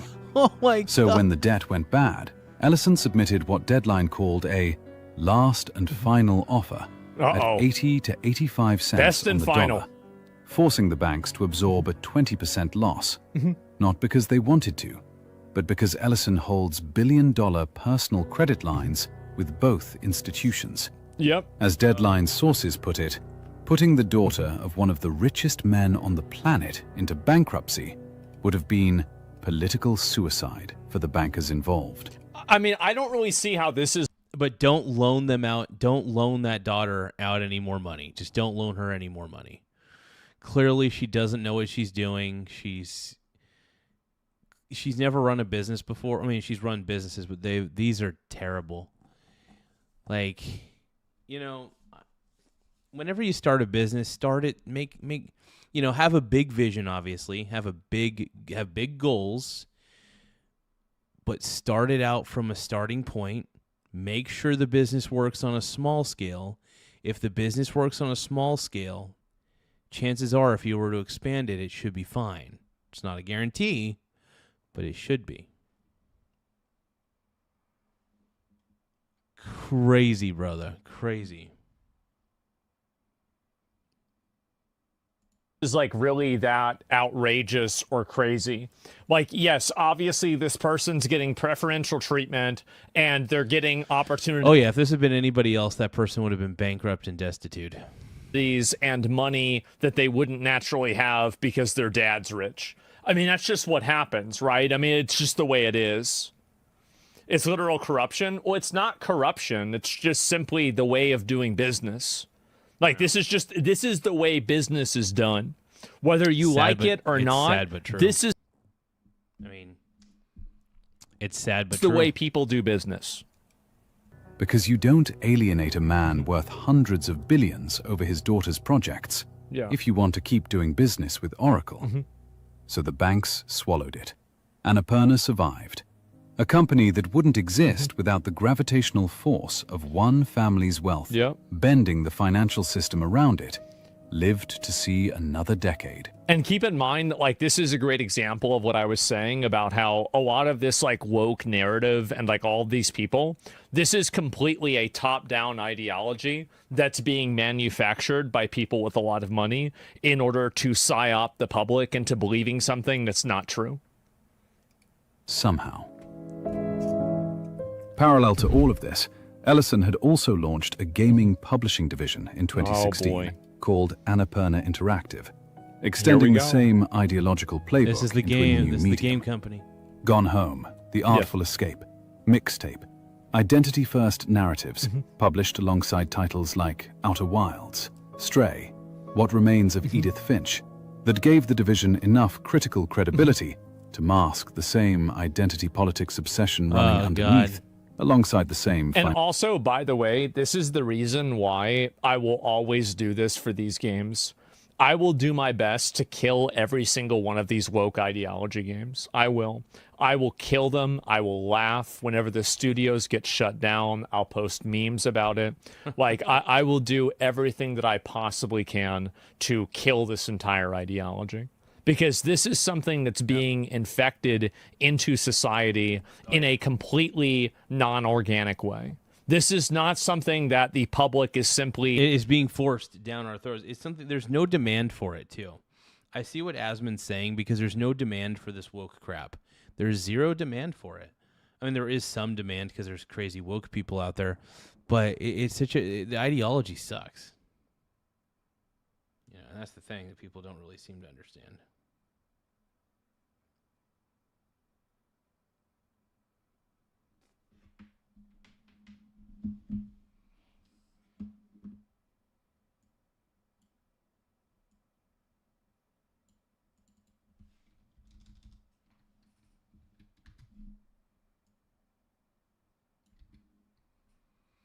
It's your chance now, while eyes are upon you. You better give it your all.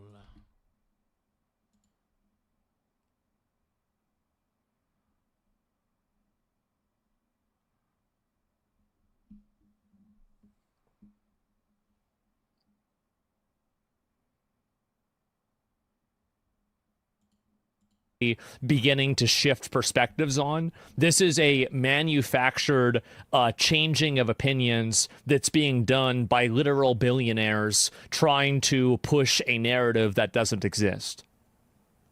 And the funny thing about it is that we do have the power to do that. And we continuously exercise that power every single day. Eventually, her studio will fail. Eventually, her dad will get tired of paying for this. I don't think her dad probably agrees with a lot of this. He probably thinks it's pathetic. Like, what do you think the probability is? Like, how many times do you hear Larry Ellison talking about his daughter? Basically never. It's always about his son. I wonder why. Probably because the daughter's a fucking moron. That's the reality. So I bet, like, in his mind, like, if you were to read Larry Ellison's mind, he's probably thinking, why can't she just get it right? Why can't she just do something normal? Like, that's her brother, too. Exactly. And so that's really probably what's happening here. Financial dysfunction. Like, I mean, he's not stupid. Except the team running it He knows. had watched the film side's dysfunction for years. The losses, the debt, the mercurial leadership, the retreat to Daddy's Island. They'd seen what Ellison's management produced when left unchecked, which is precisely why, in 2024, in Paramount buyout? they tried to get out. Nathan Gary, the president, alongside co-heads Deborah Mars with Nathan Vella, spending months negotiating to spin off the gaming division as an independent I guess entity this is the called reason The why games journalists resonated so much with this game. Is it was about a person that was, you know, the person that made the game that was involved with this was a career failure that constantly was surviving off of other people's good and best intentions, that created nothing of value ever, that was just a constant black hole of money, and that never experienced any degree of hardship, trouble, or any level of actual friction in their entire life. So this is the man. And then what happens is, because they've never built anything from scratch, I mean, literally, these companies were pretty much funded by your dad, essentially. And which, it's fine if you need to get some startup money. If your dad's rich, you know, whoop-de-doo. But you definitely wasted a lot of that money. And that's the craziest part about it. So, wild.